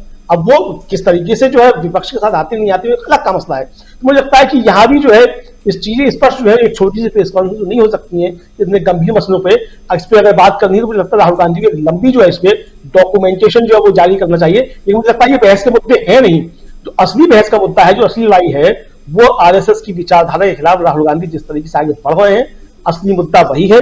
और इस देश की एकता अखंडता में जो खतरा है वो भी आरएसएस की विचारधारा से, किसी क्षेत्रीय दल की विचारधारा नीतियों से नहीं है। राजीव जी बिल्कुल बिल्कुल, बहुत सही विश्लेषण कर रहे हैं आप। और असली लड़ाई राहुल गांधी ने जो छेड़ी है वो आरएसएस की विचारधारा के साथ है और इस पर वो लगातार वार कर रहे हैं। अब इसको जिस रूप में, जिस अंदाज में जो जैसा लेना चाहे उस हिसाब से ले रहा है। और अभी तक जो हम लोगों ने बातें की, जिसमें खासकर आरएसएस को लेकर के जो गुरु शब्द का प्रयोग उन्होंने किया और इसको जिस हिसाब से परोसा जा रहा है जनता के बीच मीडिया के जरिए, वो अंदाज या वो हिसाब सच नहीं है। खैर, अपनी मर्जी अपने हिसाब से सब चलते हैं। आगे बढ़ें और एक दूसरा मुद्दा है, वो मुद्दा है अदानी अंबानी का। और आज अदानी को लेकर के उन्होंने खुल के अपनी बात रखी, टेलीप्रॉम्प्टर से लेकर के कुर्सी बदलने तक की बात। एक तरफ उसी इंटरव्यू में, अगर आप लोगों ने उस इंटरव्यू को देखा है तो उस इंटरव्यू में जो कुछ पार्ट, मैं भी पूरा नहीं देखा, लेकिन कुछ पार्ट इंपॉर्टेंट देखना जरूरी है, पत्रकार हैं तो आप लोगों ने भी देखा होगा। अदानी साहब जो अंग्रेजी बोल रहे हैं और फिर वो तो साफ लग रहा है कि पढ़ रहे हैं। और दूसरा उसमें मामला जो सबसे गंभीर और रिमार्केबल है वो है राजीव गांधी, नरसिम्हा राव और उनकी सरकार को याद करना। और उस दौर में बिजनेस में इनको जो लाभ और उससे जो इनका बिजनेस ग्रो किया, बिजनेस में जो ग्रोथ आया, वो सब कुछ उन्होंने बताया है। तो एक तरफ यहाँ पर कहीं ना कहीं कांग्रेस की तरफ सॉफ्ट कॉर्नर दिखाते हुए नजर आए अदानी साहब। लेकिन आज मुझे उम्मीद थी कि अदानी पर कुछ नहीं बोलेंगे राहुल गांधी, लेकिन आज फिर अदानी पर हमला उन्होंने किया है। अंबानी अदानी पर लगातार हमला, यह भी एक सोचने समझने की बात है। मैं समझना चाहता हूं आप लोगों से, आप 5 साथी हैं, आप लोगों से समझना चाहता हूं कि पॉलिटिक्स अगर करनी है तो लोग कहते हैं कि हिंदुस्तान में अंबानी जहां सोच लेंगे, जिसकी सरकार बनानी हो अंबानी बना देंगे। अब तो अदानी साहब भी आ गए हैं, तो दोनों जैसा सोच लें, अगर कह सकते हैं तो। क्या इसको किस रूप में, चूंकि आर्थिक मसले को बहुत अच्छी तरह से समझते हैं प्रोफेसर अखिल स्वामी जी, इसलिए आपसे यह सवाल मैं कर रहा हूं कि राहुल गांधी बार बार एक तरफ उधर से सॉफ्ट साइन दिया जा रहा है, ग्रीन सिग्नल दिया जा रहा है अंबानी की तरफ, अदानी की तरफ से, और इधर राहुल गांधी हैं कि उन पर वार कर रहे हैं। तो कैसे बनेगी सरकार? देखिए राजीव जी, वास्तविकता में ये सॉफ्टनेस नहीं है। ये जो इनके अनुयायी ये आक्रमण करते हैं कि अडानी अंबानी बीजेपी के सरकार के समय से नहीं उभरे हैं, कांग्रेस ने ही शुरुआत की थी, ये उसका एक्सटेंशन है। तो अदानी साहब ये कहने की प्रयास कर रहे हैं कि मैं मोदी जी की कृपा से इतना बड़ा नहीं बना हूं, बड़ा बनाने के लिए जो कांग्रेस की सरकार थी उन्होंने भी सहयोग दिया। अच्छा, आपकी अनुमति अनुमति से मैं एक बात कहना चाहता हूं, अगर मैंने राहुल गांधी को सही सुना, उन्होंने जो कहा, उन्होंने कहा मैं बीजेपी को अपना उनसे लेसन्स लेता हूं। उन्होंने एक सेंटेंस और कहा, उनसे मैं ये लेसन लेता हूं कि मुझे क्या नहीं करना चाहिए। अगर मैंने सही सुना, इसका मतलब यह है कि मैं आरएसएस को गुरु इस तरह से मानता हूं, मैं उन्हें शुक्राचार्य मानता हूं। हालांकि मेरे गुरु बृहस्पति हैं, लेकिन मैं शुक्राचार्य की जो भी शुक्राचार्य कहते हैं वो मुझे नहीं करना है, इसलिए मैं उनको गुरु मानता हूं। इसका मतलब यह है कि एक गुरु ऐसा है जो कि मैं उसको पालन करता हूं, मैं बृहस्पति को पालन करता हूं, और शुक्राचार्य जो कहते हैं उसको पालन नहीं करता। एक और चीज मैं राजीव जी कहना चाहूंगा आपकी अनुमति से। मैं जानता हूं कि अमलेंदु जी फिर मुझे धर्माचार्य न कह दें, लेकिन मैं एक छोटा सा किस्सा सुनाना चाहता हूं। एक बार भगवान श्री कृष्ण से अर्जुन ने कहा कि भगवान आप हमेशा जब रथ से उतरते हैं तो नीचे उतर जाते हैं और मुझे बाद में उतरने देते हैं, जबकि आप अग्रज हैं, आप बड़े हैं, आप श्रेष्ठ हैं, पहले मैं उतरूंगा। कृष्ण का नहीं, ऐसा नहीं हो पाएगा। अर्जुन ने जिद की तो उन्होंने कहा ठीक है उतर जाओ। भगवान श्री कृष्ण जब पहले उतरे, रथ में आग लग गई। तो अर्जुन ने कहा भगवान ये क्या हुआ? तो कहा इस रथ के ऊपर हनुमान जी की पताका है, और हनुमान जी की पताका तो ग्रहण करने के लिए इतना तेज है इस रथ के अंदर, उसको मैं संभाल सकता हूं, तुम नहीं संभाल सकते। यह संदर्भ मैंने क्यों लिया? जब आदि गुरु शंकराचार्य ने 4 पीठाधीशों का निर्माण किया, पीठों का निर्माण किया, और जब बद्रीनाथ केदारनाथ की स्थापना उन्होंने की, वहां पे जो ब्राह्मण होता है, जो वहां का पुजारी होता है, वो भगवान शिव की पूजा करता है, वहां के जो देव हैं उनकी पूजा करता है, तो उसके अंदर भगवानों की समाहित हो जाती है। हम ये मानते हैं कि जिस पंडित के शरीर के अंदर ब्रह्म की पूजा करने की वजह से शक्ति सम्माहित हो गई, उस गर्भगृह के अंदर जिसके अंदर किसी भी नश्वर मनुष्य को अंदर घुसने की अनुमति नहीं है, वहां पे फोटोग्राफर लेकर एक नेता उस गर्भगृह में घुस जाता है और उस देव के शक्ति से जो उत्प्रेरित ब्राह्मण है उसको धक्का देके किनारे कर देता है, क्योंकि वो कैमरे के साथ आ जाता है। ये मेरे सनातनी मन को आहत करता है और ये हिंदू धर्म का अपमान है। तो बार बार सनातन धर्म की बात होती है, लेकिन क्योंकि मैं शुद्ध सनातनी हूं, मैं जानता हूं कि यहां पे जो बीजेपी और आरएसएस कर रही है, वास्तविकता में ये सनातन का अपमान कर रही है, हिंदू धर्म का अपमान कर रही है और हमारी भावनाओं को आहत कर रही है। राजीव जी। जी प्रेम कुमार जी, आपके पास भी उसी सवाल के साथ आना चाहता हूं कि क्या कारण है, एक तरफ से सॉफ्ट सिग्नल दिखाया जा रहा है अदानी की तरफ से, और दूसरी तरफ ये हार्ड होते जा रहे हैं राहुल गांधी।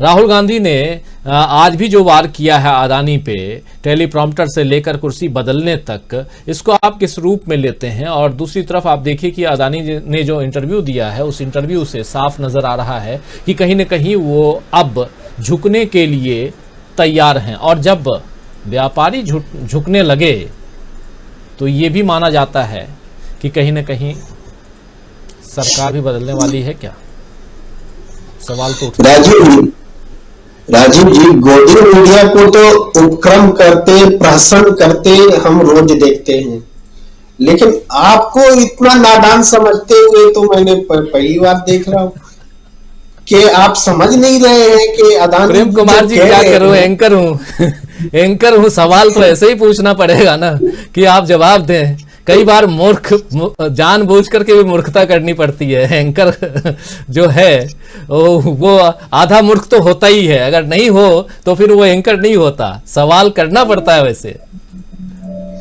तो जो अदानी ने जो बयान दिया उसमें जो उन्होंने बताया कि एक पड़ाव तब आया जब क्या नाम है, राजीव गांधी ने उदारीकरण को शुरू किया, एग्जिम पॉलिसी लाई। दूसरा पड़ाव आया जब केशुभाई पटेल आए। केशुभाई पटेल का मतलब राजनीतिक है, नरेंद्र मोदी के धुर विरोधी केशुभाई पटेल। तीसरा पड़ाव आया जब नरसिम्हा राव आए। चौथा पड़ाव आया जब इसी तरीके से नरेंद्र मोदी आए 2001 में। तो ये जो बताने का की उनकी शैली है, उस पूरे पड़ाव को जोड़ लीजिए ना, 2014 तक अडानी जी के पास दौलत कितनी थी, सारे पड़ाव जोड़ लीजिए, सारा पड़ाव जोड़ करके 2014 तक पहुंचे थे, आपके पास सिर्फ 47,000 करोड़ रुपया की दौलत थी रुपए में, और आज 137 अरब डॉलर, दुनिया का तीसरा उद्योगपति, तीसरा अमीर। तो ये जो 2014 के बाद 22 के बीच में जो आया है, वो 50,000 वाले तो भरे पड़े हैं, उनकी तो गिनती नहीं है दुनिया में और इंडिया में भी। लेकिन ये 137 बल्कि 143 भी हुआ कभी, जो इतना अरब डॉलर के रकम के साथ आज आप खड़े हैं, इस बात को छिपे के लिए आप तमाम पड़ाव को गिना रहे थे कि हमको उनका सहयोग मिला, हमको उनका सहयोग मिला, हम आज ऐसे ही थोड़े इतने बड़े हुए, हम तो सबके सहयोग से बड़े हुए हैं। आप सबके सहयोग से आज अडानी नहीं बने हैं। अंबानी को आपने नरेंद्र मोदी के सहयोग से पीछे छोड़ा है। अंबानी आपसे बड़ा उद्योगपति हुआ करते थे, उनको आपने पीछे छोड़ा है नरेंद्र मोदी के सहयोग से। और नरेंद्र मोदी का सहयोग जब 2001 से आपको मिलना शुरू हुआ, उसके बाद का आप ग्राफ दिखाइए कि क्रमशः बढ़ता गया, और जब आपकी डबल इंजन की सरकार नरेंद्र मोदी जी के साथ हो गई, तब आपकी दौलत में कितनी मल्टीपल इंजन लग गए, ये देश को छुपाने के लिए आपने वो बात कही है। ये बात सामने आना चाहिए कि आपकी दौलत में जो मल्टीपल इंजन लगे अडानी जी, ये डबल इंजन की सरकार के कारण लगे हैं। और इसी बात को छिपाने के लिए आप अतीत के 4 उदाहरण बताते हैं, ये सच्चाई है। राहुल गांधी इस चीज को, जाहिर बात है जब हम समझ पा रहे हैं तो वो क्यों नहीं समझेंगे। राहुल गांधी इस चीज को समझ रहे हैं, वो बता रहे हैं कि देखो आज मीडिया जो है उनके लिए टेलीप्रिंटर लेकर के खड़ा रखा हुआ है, और टेलीप्रॉम्प्टर जब वर्ड आता है तो इसको कौन नहीं जानता है। राजीव जी, इस नरेंद्र मोदी जी ने आम आदमी को समझा दिया टेलीप्रॉम्प्टर क्या होता है। हम पत्रकार पूरे देश को ना समझा सके कि टेलीप्रॉम्प्टर क्या होता है, तो कुछ एक घटना में ही नरेंद्र मोदी जी ने देश को बता दिया था कि टेलीप्रॉम्प्टर होता क्या है। तो इसीलिए आज अडानी जी जब टेलीप्रॉम्प्टर उनकी नजर से हट जाता है, तब कुर्सी जब वो छोड़ते हैं, तो कुर्सी से जो टेलीप्रॉम्प्टर का नाता है उसको राहुल गांधी बता रहे हैं, और आगे भी ये नाता रहने वाला है। याद होगा एक समय जबकि सोनिया गांधी जी ने कांग्रेस का दायित्व संभाला था, उस समय उनको हिंदी बोलने में दिक्कत होती थी, तो रोमन में लिखा हुआ स्क्रिप्ट जब वो पढ़ती थी तो पूरे देश में लोग कहते थे कि ये क्या पार्टी चलाएगी, कांग्रेस जैसी पार्टी, इनको तो हिंदी आती नहीं, रोमन वाली पढ़ती है, इस तरह की बातें कही जाती थी। ये तो टेली स्क्रिप्ट पढ़ती है, टेलीप्रॉम्प्टर पढ़ती है, ये क्या पार्टी चलाएंगी, ये आलोचना होती थी, और भारतीय जनता पार्टी वाले आलोचना करते थे इसी रूप में।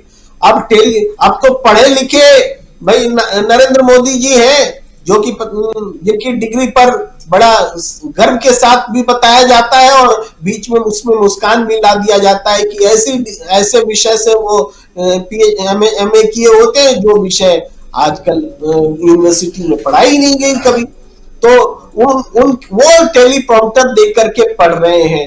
तो आज टेलीप्रॉम्प्टर देख करके वो अडानी भी पढ़ रहा है, जो नॉन ग्रेजुएट है, इंटर फेल है, और वो टेलीप्रॉम्प्टर देख करके नरेंद्र मोदी जी पढ़ रहे हैं, जिनकी डिग्री जो है सवालों में है। लेकिन सोनिया गांधी जी भी टेलीप्रॉम्प्टर देखकर पढ़ा करती थी, स्क्रिप्ट पढ़ती थी, टेलीप्रॉम्प्टर बल्कि नहीं था उनके समय में, स्क्रिप्ट देखकर पढ़ती थी। तो वो जब सवाल के घेरे में था, आज इन पर कोई सवाल नहीं उठा रहे हैं वही लोग, आदमी तो वही है, लेकिन सवाल उठाने वाली जुबानें बंद है। ये स्थिति है। तो राहुल गांधी ने एक सही परिप्रेक्ष्य में बातों को रखा है कि अडानी का मतलब क्या, ये इतनी दौलत इतनी तेजी से अगर बढ़ रही है तो क्या किसी व्यक्ति को इतनी दौलत कमाने का अचूक और ये अकूट तरीके से ये हक देना चाहिए क्या, तब जबकि हमारी जनता को 5 किलो राशन देना पड़ रहा है। यहाँ पर लिमिट जरूरी है। आप अकूत दौलत नहीं कमा सकते, इस देश को सोचना पड़ेगा, इस सोच की तरफ हमें बढ़ना होगा। जी जी जी बिल्कुल। टेलीप्रॉम्प्टर रियली आप सब जानने लगे हैं कि टेलीप्रॉम्प्टर होता क्या है। और प्रधानमंत्री अब तो कहीं भी मास में जो भाषण देने जाते हैं, पॉलिटिकल भाषण भी जो देते हैं, वहाँ भी दोनों साइड लगा रहता है टेलीप्रॉम्प्टर। तो अब तो लोग देख भी लेते हैं कि टेलीप्रॉम्प्टर है क्या। खैर, प्रोफेसर रविकांत जी, लेक्चर तो खैर आप भी देते हैं, शायद उम्मीद है कि आप टेलीप्रॉम्प्टर देख करके नहीं देते होंगे, इसलिए कहाँ पहले हम लोग भी कभी सुना करते थे और बड़ी इच्छा होती थी कि देखूं कि होता क्या है, कि जहां लिखा हुआ चलता है। अजीब, बिल्कुल जो मन में जो कौतूहल होता है ना, वो कौतूहल। खैर, अब सब कुछ सामने है। समझना चाहता हूं आपसे और क्लोजिंग कमेंट चाहूँगा आपसे। अब देखिए, बातें करते करते समय कैसे बीत जाता है, और अगर समय रहा तो फिर हमारे दोनों साथी दीपक जी और अमलेंदु उपाध्याय जी से भी कुछ अगर वो चाहते हैं तो जोड़ेंगे। लेकिन आपसे समझना चाहता हूँ कि क्या सचमुच ये लगता है उद्योगपति सचमुच कुछ साइन देने लगते हैं? आप याद कीजिए कि जब टाटा को मोदी जी लेकर के आए थे गुजरात में, जब वो मुख्यमंत्री थे, तो मोदी जी वहां से राष्ट्र नेता बनने की प्रक्रिया में आ गए थे। हालांकि 2002 के बाद बहुत कुछ ऐसा हो गया था कि राष्ट्रीय स्तर पर नरेंद्र मोदी जो हैं वो चर्चा में तो थे ही, अच्छा हो या बुरा हो, आप जानते हैं कि प्रचार तो होता ही है, हुआ ही। क्या आपको लगता है कि अब वो परिस्थितियां बदलती हुई सचमुच दिखाई दे रही हैं? क्योंकि ये सुनने में आ रहा है कि अंबानी साहब जो हैं वो भी राहुल गांधी से मिलना चाहते हैं और राहुल गांधी समय नहीं दे रहे हैं, ये भी खबर है। और अदानी साहब तो ग्रीन सिग्नल दे ही रहे हैं। अदानी साहब अभी कुछ दिनों पहले राजस्थान भी गए थे अदानी साहब, और अदानी साहब का कुछ काम छत्तीसगढ़ में भी चल रहा है। अदानी साहब का काम इधर अब तीसरे स्टेट हिमाचल प्रदेश में भी है। एसीसी और अंबुजा को उन्होंने अभी बंद कर दिया है, उस पर चर्चा चल रही है। विकास करना है तो वो दोनों सीमेंट कारखाने जो हैं वो ओपन होना चाहिए, यानी देश भर में आपका काम तो है ही फैला हुआ, और कर्ज में तो आप डूबे हुए हैं ही। 2 लाख करोड़ से ज्यादा का सुना है कर्ज है। तो ऐसे में एक व्यापारी जैसा सोचेगा, उस हिसाब से व्यापारी के नजरिए से सोचें तो यही चाहेगा कि जो भी थोड़ा ताकतवर हो रहा है उससे हमारी दोस्ती हो जाए। तो क्या अब राहुल गांधी की ताकत इतनी हो गई है कि अब दोस्ती की तरफ दोस्ती का हाथ बढ़ाने लगे हैं ये दोनों जो उद्योगपति द्वय जो हैं सरकार हैं में जो शामिल हैं बाहर से सपोर्टिव सरकार में? आपको क्या लगता है? देखिए राजीव जी, वो कितना भी हाथ बढ़ाएं, लेकिन इतना मैं समझता हूं कि राहुल गांधी उनके निजी प्लान में तो नहीं जा सकते, ये तो बहुत स्पष्ट है। और जब वो नहीं जा सकते तो फिर वो नीतियों को भी उस तरह से प्रभावित नहीं कर सकते। और जो प्रेम कुमार जी ने कहा कि 2014 में उनकी दौलत कितनी थी और 2022 में कितनी है, राहुल गांधी के साथ आने के बावजूद ये नहीं हो सकता है।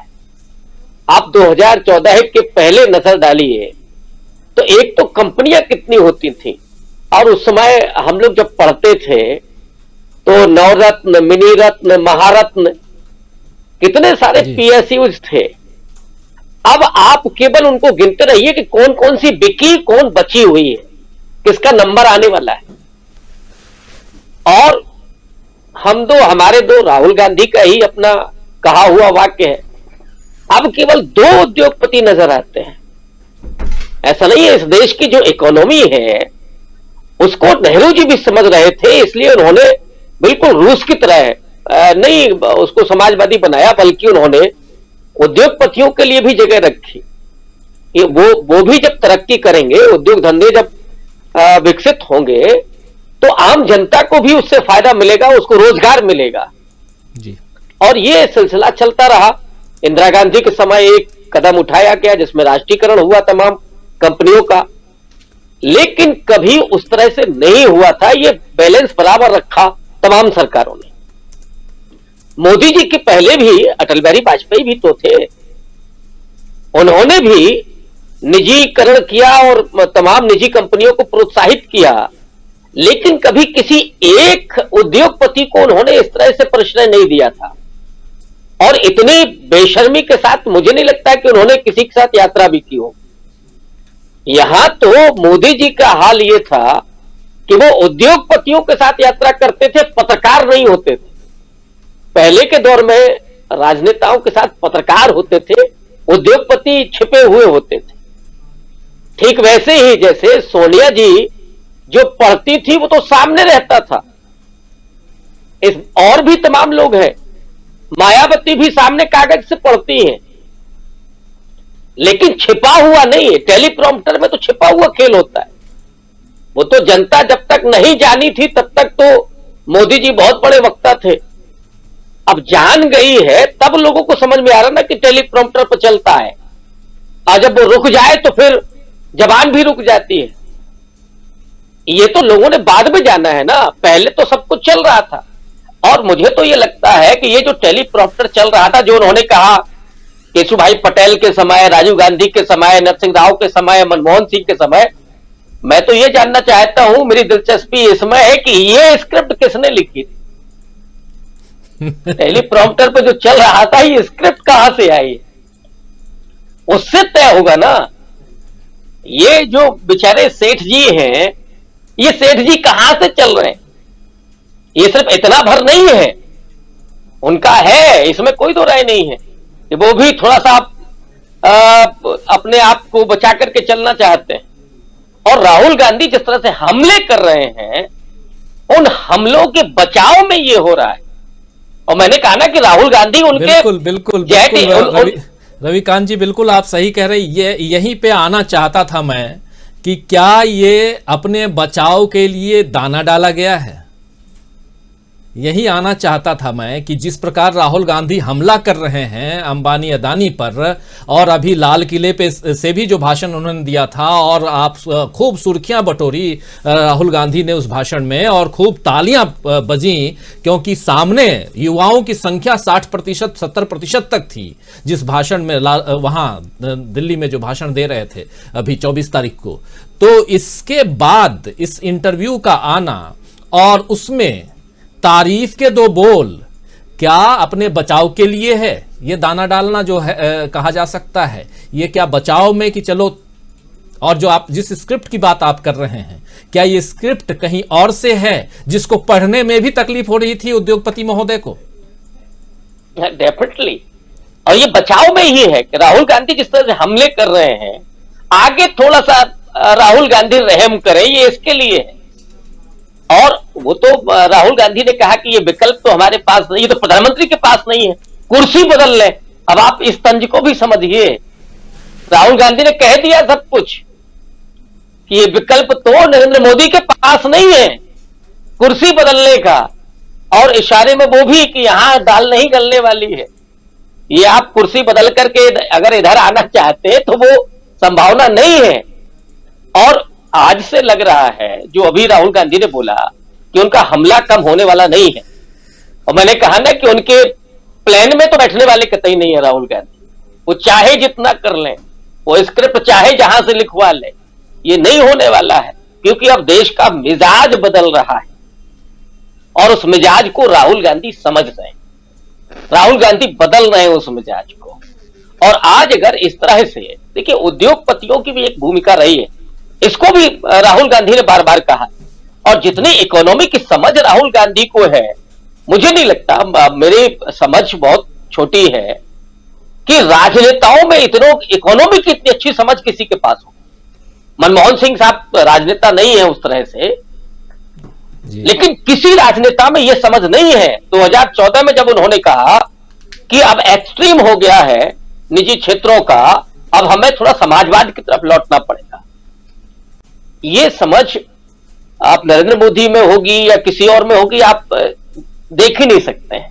और यही वजह है कि जब इस बात को नहीं माना, कोरोना के समय उन्होंने चेताया, नोटबंदी के समय उन्होंने चेताया, जीएसटी के समय उन्होंने चेताया, और यही कारण है कि आज आप घोषित रूप से 80 करोड़ लोगों को या 80% लोगों को 5 किलो राशन दे रहे हैं। इसी वजह से, क्योंकि आप रोजगार नहीं दे सकते, आप नकदी नहीं पहुंचा सकते, आपने तो स्रोत बंद कर दिया। नोटबंदी का जो सबसे बड़ा जो नकारात्मक असर हुआ कि लोगों के पास जो नकदी थी वो निकल करके बाहर आ गई, वो अब रनिंग में नहीं है। और उसके बाद जो इकोनॉमी का पहिया है वो जाम हो गया और वो इकोनॉमी पहुंच गई 2 लोगों के पास, अब वो गवर्न कर रहे हैं। कितने उद्योगपतियों का नाम हम लोगों को याद है? एक जमाना मैंने 2014 के पहले एक लंबी फेहरिस्त होती थी जो हम लोग तमाम लोगों को गिनते थे कि फला फला लोग आ रहे हैं, तमाम महिलाएं उद्योगपतियों के नाम आने लगे थे। लेकिन अब हम 2 और हमारे 2 इसके आगे खेल नहीं है। तो राहुल गांधी वहां चोट कर रहे हैं और मुझे लगता है कि इसमें भी विकेंद्रीकरण होगा आने वाले दिनों में। राहुल गांधी जैसे लोग जब होंगे सत्ता में तो ये अंबानी और अडानी नहीं होंगे, ये डबल ए नहीं रहेगा, ए से लेकर के जेड तक होगा, वहां तक आपको दिखाई देगा और तभी इस देश का समावेशी विकास हो सकता है। ये जो असमानता की खाई चौड़ी हो रही है, ये इस देश के लिए सबसे बड़ा दुर्भाग्य है कि या तो बिलियनियर पैदा हो रहे हैं, करीब 200 से ज्यादा बिलियनियर कोरोना के समय भारत में पैदा हुआ। अगर मेरा आंकड़ा ठीक है, थोड़ा गलत हो सकता हूं, लेकिन इसके बरक्स आप देखिए कि कितने करोड़ों लोग गरीबी रेखा के नीचे चले गए। ये इसी देश में हो रहा है ना। ये फर्क राहुल गांधी जानते हैं और इसीलिए वो, कोई उनकी जातीय दुश्मनी नहीं है अंबानी साहब के साथ। अगर कोई उद्योगपति बढ़ेगा तो रोजगार बढ़ेगा, वो इस बात को जानते हैं। लेकिन संपदा केंद्रीकृत हो जाए किसी एक के पास, उसका जो नुकसान है और लोग गरीब होते चले जाए, इससे देश का नुकसान होता है, समूचे देश का नुकसान होता है, इकोनॉमी आपकी स्लो हो जाती है। इसलिए राहुल गांधी कर रहे हैं, कोई निजी दुश्मनी नहीं है। और जब तक ये नहीं होगा तब तक राहुल गांधी करते रहेंगे। वो भले ही कितना भी सीट बदल करके, टेलीप्रॉम्प्टर चला करके, स्क्रिप्ट लिखवा करके राहुल गांधी के पिता के लिए बोले, मनमोहन सिंह के लिए बोले, इससे कुछ बदलाव होने वाला नहीं है। ये राहुल गांधी के आज के तेवर को देख करके लगता है। जी प्रोफेसर अखिल स्वामी जी कुछ बोलना चाहते हैं। मैं राजीव जी केवल एक सेंटेंस बोलना चाह रहा था। जैसे रविकांत जी ने कहा, हमारे दो चारों गुजरात के, आशा है कि उत्तर प्रदेश, बिहार, महाराष्ट्र, कर्नाटका के उद्योगपति भी आगे बढ़ेंगे। ऐसा नहीं होगा कि देश में 2 राजनीतिज्ञ राज्य और 2 पूंजीपति राज्य करेंगे और ये चारों गुजरात के होंगे और इसलिए गुजरात में आपको 75% सीट मिलेंगी। पूरे देश के उद्योगपति, पूरे देश के नागरिक, सबको अधिकार है कि अपना विकास करें और देश में अपना योगदान दें। जी बिल्कुल। और जो भागे हैं प्रेम कुमार जी, थोड़ा जोड़ दे रहा हूं, वो भी वहीं के हैं।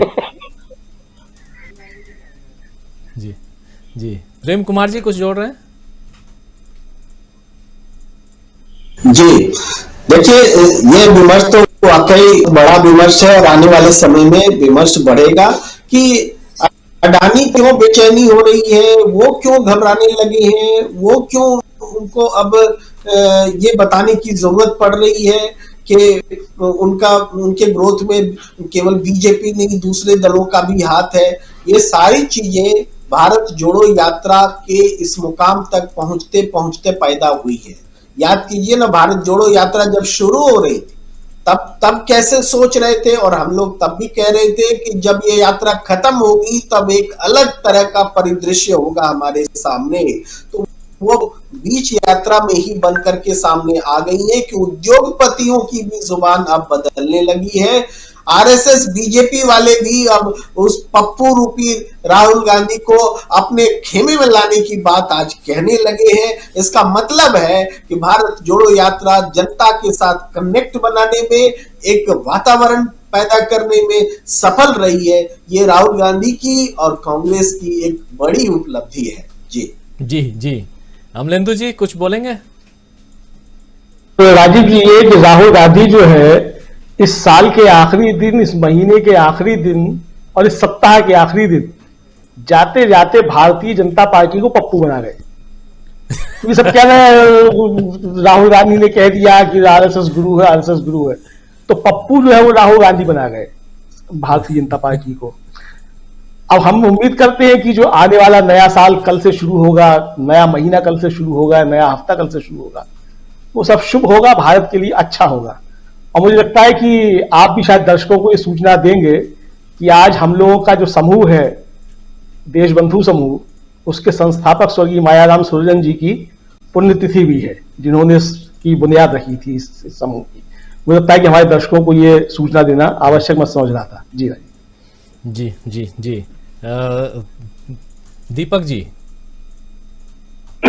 जी देखिए, एक दो बातें जो यहाँ पे हुई हैं कि अडानी जी की भाषा कैसे बदल गई, तो मुझे ऐसा लगता है कि उद्योगपति भी बहुत जल्दी जान जाते हैं कि कहां पर क्या होने जा रहा है, और जिसको प्ले सेफली कहते हैं कि बहुत सुरक्षित खेलना चाहते हैं। उन्हें ये पता है कि चाहे भारतीय जनता पार्टी के नेता या उनके कार्यकर्ता चाहे कहते रहे हों कि अगले 50 सालों तक बीजेपी को कोई नहीं हरा सकता, लेकिन ये एक असंभव बात है जिसको उद्योगपति जानता है। दूसरी बात, राहुल गांधी जो है, उन्होंने भी कुछ दिनों पहले ही कहा था कि वो किसी उद्योगपतियों के खिलाफ नहीं है, केवल मोनोपोली के खिलाफ है। जो कांग्रेस की जो परंपरा चली आ रही है, अर्थशास्त्र की जो परंपरा है, उनके जो तरीके हैं वही है। राहुल गांधी की उपलब्धि इन दिनों की ये है कि उन्होंने बहुत सारी चीजें सीखी हैं। अब आप देखिए कि जैसे कहा जाता है कि जब शंकराचार्य जब मंडन मिश्र से शास्त्रार्थ करने जा रहे थे, तो ये कहाँ की बात है, शायद इसको लेकर विवाद है कि महेश्वर में हुआ वो शास्त्रार्थ या वाराणसी में हुआ। लेकिन जब वे मंडन मिश्र का घर ढूंढ रहे थे, तो उन्होंने देखा एक घर के बाहर तोता जो है वो संस्कृत में श्लोक पढ़ रहा है, तो समझ गए कि मंडन मिश्र जी का घर यही हो सकता है। तो जो राहुल गांधी जिस परिवार में पैदा हुए हैं, वहां तो बचपन से ये सारी चीजें वो जानते रहे हैं। अभी जाके जो उन्हें जो नए जो ज्ञान मिला है, वो ये है कि उन्होंने राजनीति का संबंध 3 आयामों से समझ लिया है। पहला धर्म, दूसरा पूंजी, और तीसरा जो है वो मीडिया। इसके साथ राजनीति का संबंध, इसलिए आप देखिए कि वो एक एक करके सबको एक्सपोज करते जा रहे हैं। धर्म की बात है, उन्होंने बड़े नए तरीके से कहा कि भाई ये जय श्री राम नहीं, जय सियाराम बोलो, और उन्होंने उसको बड़े मजबूती के साथ कहा, बिना डरे हुए। क्योंकि अब ये जो शक्ति बटोर रहे हैं पिछले करीब 100 दिनों से, 108 दिनों से, वो शक्ति उन्हें मिल गई कि उस सामने खड़े होकर जवाब दे सके। दूसरा, उन्होंने उद्योगपतियों के बारे में बड़ी साफ साफ लेके बात करने लगे, और तीसरा, उन्होंने मीडिया को भी नहीं छोड़ा है। तो वे जानते हैं कि आज की सारी दुर्दशा और तबाही का जो कारण है, इन चार चीजों की सांठगांठ है। ये जो राजनीति है, मतलब भारतीय जनता पार्टी की या किसी भी इसके, देखिए राजनीति, उद्योगपति, मीडिया और धर्म, तो इन चीजों की परतें हैं वो खोल रहे हैं। उसके सिरों की जो आपस में जो गुत्थियां उलझ गई हैं, उनको हटाने के कारण एक हमको बेहतर और समझदार राहुल गांधी जो है सामने नजर आ रहे हैं। तो ये जो है, अब लगता है कि इसके बाद राजनीति जो बदलेगी वो इसीलिए बदलेगी कि अब लोगों को समझ में आने लगा है। सोशल मीडिया पे आप देखिए कि राहुल गांधी को लेके जो पहले कटाक्ष होते थे, मजाक होते थे, मीम्स बनते थे, कार्टून बनते थे, बहुत घटिया किस्म के भी कार्टून बनते थे, लेकिन ठीक है, लेकिन अब वो रुक गए हैं क्योंकि उन्हें विषय मिल नहीं रहे हैं और उनको पता चलने लगा है कि भाई ये जो चीजें हैं, राहुल गांधी जो बोल रहे हैं ठीक बोल रहे हैं। तो ये मुझे ऐसा लगता है कि अगला जो साल रहेगा, 2023 का जो साल है, वो 2024 के पहले पर्याप्त पीठिका तैयार कर लेगा, एक मजबूत जो है वो प्लेटफॉर्म तैयार कर लेगा जिस पर खड़ी होकर जनता जो है सब कुछ बहुत साफ साफ देखने लगेगी। और अगर ऐसा हो सका तो मुझको लगता है कि राहुल गांधी का ये सबसे बड़ा योगदान जो है ये वर्तमान राजनीतिक परिस्थितियों में होगा। राजू जी बिल्कुल। तो कार्यक्रम समाप्त करूं उससे पहले कल भी बात हो ही रही थी, ईयर ऑफ दी अगर पर्सन का अवार्ड देना हो तो लगातार चर्चा हो ही रही है, और राहुल गांधी ने लगातार जो काम कर दिया है, और अब तो मेन स्ट्रीम मीडिया में भी राहुल की चर्चा भले उल्टे ढंग से हो, लेकिन चर्चा तो हो ही रही है। तो पर्सन ऑफ द ईयर अगर राहुल गांधी हैं, तो राहुल गांधी ने, जैसा अमलेंदु उपाध्याय जी ने कहा, आज अपने उद्बोधन में और अपने प्रेस कॉन्फ्रेंस में कहे गए बातों में पप्पू बनाने का काम भी सीख लिया है। तो जो अब तक राहुल गांधी को पप्पू लोग कहते थे, अब वो दूसरों को पप्पू बनाने लगे हैं, जो कह रहे थे अभी अमलेंदु उपाध्याय जी। तो ये अचीवमेंट है। और अगर राजनीति करनी है, इसको मैं राजनीति की भाषा, राजनीति की के हिसाब से बात कर रहा हूँ, इसको सामाजिक तौर पर और नॉर्मल उसमें घर की बात नहीं कर रहा, उस हिसाब से देखा जाए तो ये राहुल गांधी की उपलब्धि है इस साल के अंत तक। तो राहुल गांधी ने बहुत कुछ पाया है। सड़कों पे आप ऐसे भी चलेंगे, हम भी अगर चुनाव के वक्त जाते हैं तो कभी रिक्शे पे बैठते हैं, कभी पैदल चलते हैं, कभी किसी चाय की दुकान में बैठते हैं, हमारे तमाम आप सब भी बैठते हैं और ये समझने की कोशिश करते हैं कि आखिर क्या माहौल है, किस ढंग से लोग यहाँ सोचते हैं, किस पार्टी को वोट देंगे।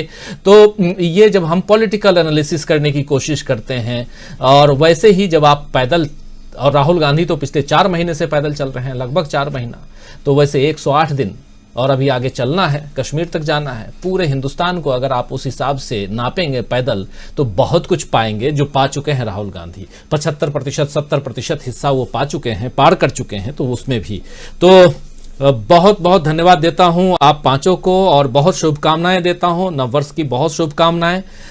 2023 आप सबके लिए बहुत शुभ हो। आप सब जुड़े और लगातार पूरे 2022 में अपना समय, बहुमूल्य समय निकाल करके इस चर्चा में आप लोग भाग लेते हैं, उसके लिए मैं तहे दिल से शुक्रिया अदा करता हूं। आप पांचों हैं, उसके अलावा कई सारे साथी जो लगातार जुड़ते हैं इस कार्यक्रम में। मैं तो एक एंकर की भूमिका में रहता हूं, लेकिन विश्लेषक आप होते हैं और हर सवाल मेरे हर दर्जे के सवाल का जवाब आप लोग देते हैं और हमारे साथ जुड़े हुए तमाम साथियों को आप लोग एंटरटेन ही नहीं करते बल्कि उनका ज्ञानवर्धन भी करते हैं। तो बहुत बहुत शुक्रिया अदा करता हूं तमाम साथी जो हमारे साथ जुड़े रहे। और आप जो साथी लगातार पूरे साल भर में इस कार्यक्रम में, और कई ऐसे साथी हैं जो आज से नहीं, पहले दिन से, जब से लगभग 3 साल से मैं लाइव प्रोग्राम करता हूं और लगातार आप लोग जुड़े रहे और जुड़ते रहते हैं। अब अगला साल आप लोगों का भी बहुत शुभ हो, बहुत अच्छा हो और आपकी मनोकामना पूर्ण हो। राजनीति चलती रहेगी और राजनीति पर बातचीत ज़रूरी इसलिए है, जो मैं बार बार कहता हूं, क्योंकि इस देश की दशा दिशा सब कुछ सियासत तय करती है, इसलिए सियासत को जानना समझना ज़रूरी है। बहुत सारे साथी लगातार बने हुए हैं और शुभकामनाएं भी लिख रहे हैं। असलम चिश्ती लिख रहे हैं कि इस वक्त डीबी लाइव को देखने वाले तमाम साथियों को नववर्ष 2023 की शुभकामनाएं। अल्लाह करे नया साल हम सब के लिए बेशुमार खुशियों के खजाने लेकर आए। फारूकी उमर हैं जो कह रहे हैं कि आपको और आपके सभी विश्लेषक साथियों को नववर्ष की अग्रिम शुभकामनाएं। मोहम्मद निसार आलम हैं 2023 बीजेपी की खात्मा की शुरुआत होगी। सब अपने अपने हिसाब से, अपने ढंग से अपनी बात, अपने विचार रखते हैं। और MS करोलिया का कहना है, वक्त को जिसने न समझा मिटना पड़ा है, हर नदी की राह से चट्टान को हटना पड़ा है। राहुल गांधी जी कल हमारा और तुम्हारा है, कह रहे हैं। नईम किदवई भी हैं, नन्हा मुन्ना राही हूँ, देश का सिपाही हूँ, बोलो मेरे संग जय हिंद जय हिंद जय हिंद, कह रहे हैं। TNC क्रिएटिव हमारे साथ, क्रिएटिंग्स हमारे साथ हैं। Person of the year 2022 Rahul Gandhi congratulation कह रहे हैं। और ऐसे ही और भी बहुत सारे साथी हैं। विजय कोमल है, एक्सलेंट डिसीजन राजीव जी। और शहबाज किलानिया हैं, सभी दोस्तों को डीबी लाइव का प्रचार करो प्लीज़, सच्चाई के लिए लड़ो। शहबाज किलानिया जी आपको बहुत धन्यवाद देता हूं, बहुत शुक्रिया अदा करता हूं। रानी मौर्य हैं, राजीव जी सुपर लिख रहे हैं, रवि मौर्य माफ़ करें, आप बहुत शुक्रिया आपको भी। और अशोक कुमार कर्ण हैं जो राहुल जी अपने विचारों में अडिग हैं। और बिलाल खान चजाला हमारे साथ बने हुए हैं। और साथ में मूर्ति मैं पढ़ नहीं पा रहा हूं, लेकिन आपके कमेंट, मतलब आपका जो BL स्वामी कह रहे हैं हार्दिक शुभकामनाएं, सभी देशवासियों को नया साल सबके लिए खुशियां लेकर आए। और डॉक्टर सज्जाद अली सैयद जी कह रहे हैं, राजीव जी रिमोट वोटिंग पे एक प्रोग्राम होना चाहिए, माय रिक्वेस्ट। जी हम लोगों ने कल थोड़ी बात, कल या परसों हम लोगों ने थोड़ी बात की थी रिमोट वोटिंग पे, और उस पर चर्चा हम करेंगे। प्रमोद कुमार हैं जो कह रहे हैं कि डीबी लाइव का कारवा बढ़ रहा है, BHU बनारस से हैं। अबरार अहमद कह रहे हैं कि मल्लिकार्जुन खड़गे जी को पहल करनी चाहिए मेनका गांधी, वरुण गांधी को जोड़ने की। और आकाश विराज कह रहे हैं, सिर्फ बातचीत ही चलेगा, काम कब होगा, ये पूछ रहे हैं। और देव रिजाल भी हैं, Dev Rijal, happy new year to you all कह रहे हैं। सहबाज कह रहे हैं सभी दोस्तों को डीबी लाइव का प्रचार करना चाहिए। असलम चिश्ती जी कह रहे हैं संबंध की परिभाषा यही है, गलत सोच वाले आपकी सच्चाई से भी नफरत करते हैं और सही लोग आपके अंदर बुराई जानकर भी आपसे प्यार करते हैं। राहुल गांधी आज हर दिल अजीज नेता बन चुके हैं। बहुत सही कह रहे हैं असलम चिश्ती जी। मोहम्मद रब्बानी कह रहे हैं राजीव भाई आपकी पूरी टीम को नया साल मुबारक हो। जावेद इकबाल खान कह रहे हैं डीबी लाइव 2022 में करोड़ों भारतवासियों के उम्मीद की किरण लेकर आया। आपकी पूरी टीम को बहुत बहुत बधाई और नए साल में आपका चैनल देश का नंबर 1 चैनल बनेगा। हम सब आपके साथ हैं। बहुत धन्यवाद देता हूं आपको जावेद इकबाल खान जी। और ऐसे ही ओम प्रकाश तिवारी जी हमारे साथ हैं। ओम प्रकाश तिवारी जी कह रहे हैं कि बीजेपी के लिए 2014 से 2022 तक का समय अति स्वर्ण काल रहा, वहीं आम आदमी के लिए ये 8 साल खून के आंसुओं भरा रहा। शिल्पा विष्ट जी भी हमारे साथ हैं। उनका कहना है नया साल सबके जीवन में सुख, शांति, समृद्धि लेकर आए, यही हमारी भगवान से प्रार्थना है। और फारूकी उमर कह रहे हैं प्रयागराज की जनता राहुल गांधी का इंतजार कर रही है। और मार्वेल, हालांकि प्रयागराज नहीं जा रहे हैं राहुल गांधी, ये यात्रा प्रयागराज नहीं बल्कि शामली कैराना से हरियाणा की तरफ चली जाएगी। और फारूकी उमर प्रयागराज की बात कर रहे हैं। मार्वेल्स द अनबीटेबल एवेंजर्स कह रहे हैं राजीव जी आप सभी को नववर्ष की हार्दिक शुभकामनाएं। Music 1 million views, best anchor आप हैं कह रहे हैं। बहुत शुक्रिया, बहुत धन्यवाद। प्रदीप दास का कहना है राजीव जी आपको और आपके सारे साथियों को नववर्ष की शुभकामनाएं। और मोहम्मद फैज़ान हैं हमारे साथ में। 2023 राहुल गांधी 2023 राहुल गांधी के लिए इंशाअल्लाह बहुत अच्छा होगा।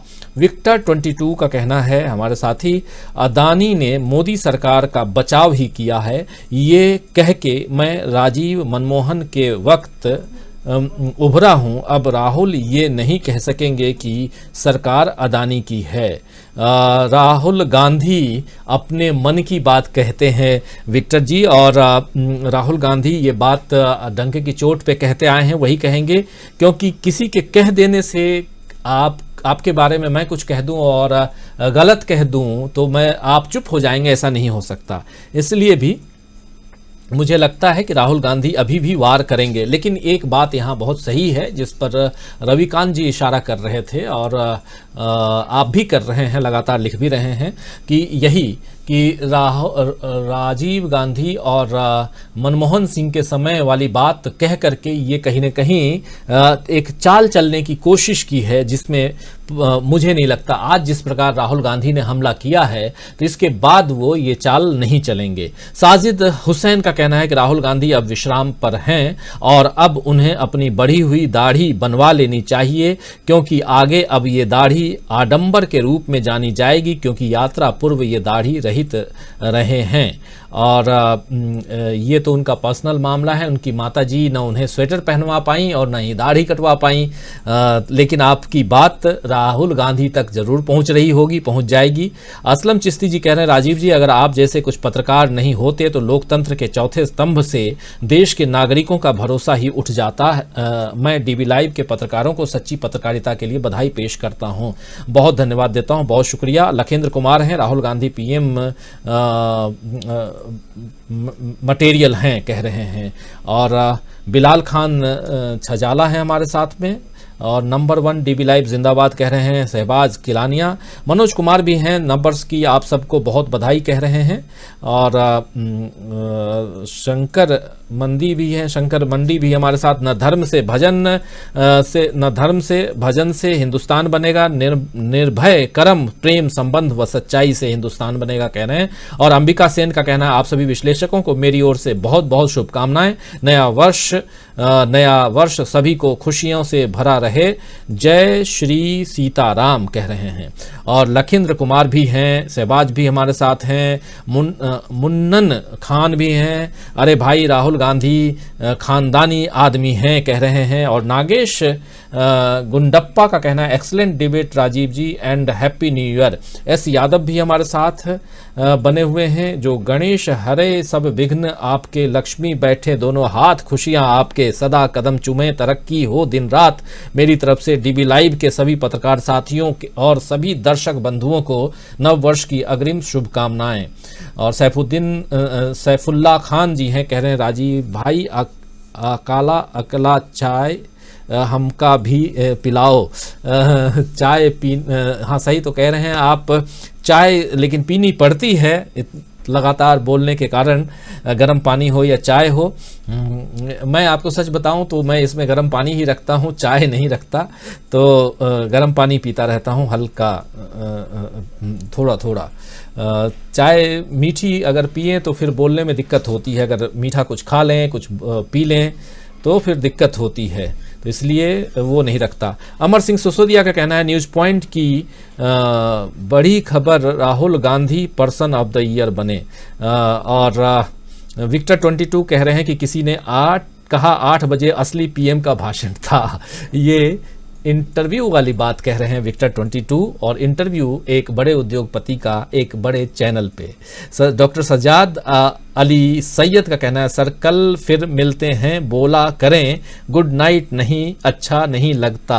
गुड नाइट, शुभ रात्रि इसलिए भी क्योंकि अगर हम विदा ले रहे हैं तो सब शुभ शुभ कहें, और कल तो मिलते ही हैं ये भी बोलता हूं। आप डॉक्टर साहब आप सही कह रहे हैं। ऋत्विक क्यू भी हैं, चेंज कुर्सी इन 2024, बिल्कुल सही ऋत्विक साहब। और राजीव जी आई लव यू सर कह रहे हैं सहवाज किलानिया। और सुरेश कुमार कह रहे हैं happy new year sir, good debate. और ऐसे असलम चिश्ती जी कह रहे हैं कि राजीव जी मैं ऐसा महसूस कर रहा हूं कि देश की ज़्यादातर जनता निष्पक्ष और ईमानदार पत्रकारों के साथ खड़ी दिखाई दे रही है। बिल्कुल सही कह रहे हैं। भगवाना राम का कहना है कि dB live channel of the year 22। और साजिद हुसैन का कहना है हैप्पी न्यू ईयर 23। और रामवीर शर्मा जी कह रहे हैं डीबी लाइव नया साल में नई बुलंदियों को छुए हमारी कामना है। और ऐसे ही बहुत सारे साथियों के कमेंट हैं। देवेंद्र उपाध्याय हैं, गुरु तो शुक्राचार्य भी थे, राक्षसों के थे। और प्रमोद कुमार कह रहे हैं पीएम मोदी जी की माता जी को भावपूर्ण श्रद्धांजलि। और राहुल संगो का कहना है नवी 9 दिन और पुरानी 100 दिन। राहुल हैं और मोदी नहीं, राजनीति परिवार से हैं, बोर राहुल के पास विरासत है। और आपके साथ एक कप चाय पीनी है सर। डॉक्टर सजाद अली जी आ जाइए दिल्ली, बिल्कुल चाय पियेंगे साथ में बैठकर। और ऐसे ही हैप्पी न्यू ईयर कह रहे हैं राहुल संगो जी। सहवाज किलानिया भी हमारे साथ में। ओम प्रकाश जी कह रहे हैं कि मोदी के रहते हुए कोई खुश नहीं रह सकता। और रतन कुमार सूत्रधार का कहना है नेक्स्ट पीएम राहुल INC। और सैफुल्ला खान जी का कहना है कि हैप्पी न्यू ईयर आपको, आपकी फैमिली को हैप्पी न्यू ईयर। और शुक्रिया कह रहे हैं सहवाज किलानिया। और मोहम्मद इम्तियाज आलम गुड कह रहे हैं। और Ravi Maurya my favourite channel कह रहे हैं बहुत धन्यवाद आपको। विक्टर 22 घर में सब पॉलिटिकल अवेयर हैं तो सब डीबी लाइव देखकर चर्चा भी करते हैं। विक्टर जी बहुत धन्यवाद, बहुत शुक्रिया। मोहम्मद कमर अभी देख रहा हूं आपका ये कमेंट, आप कर्नाटक से हैं, जुड़ते हैं।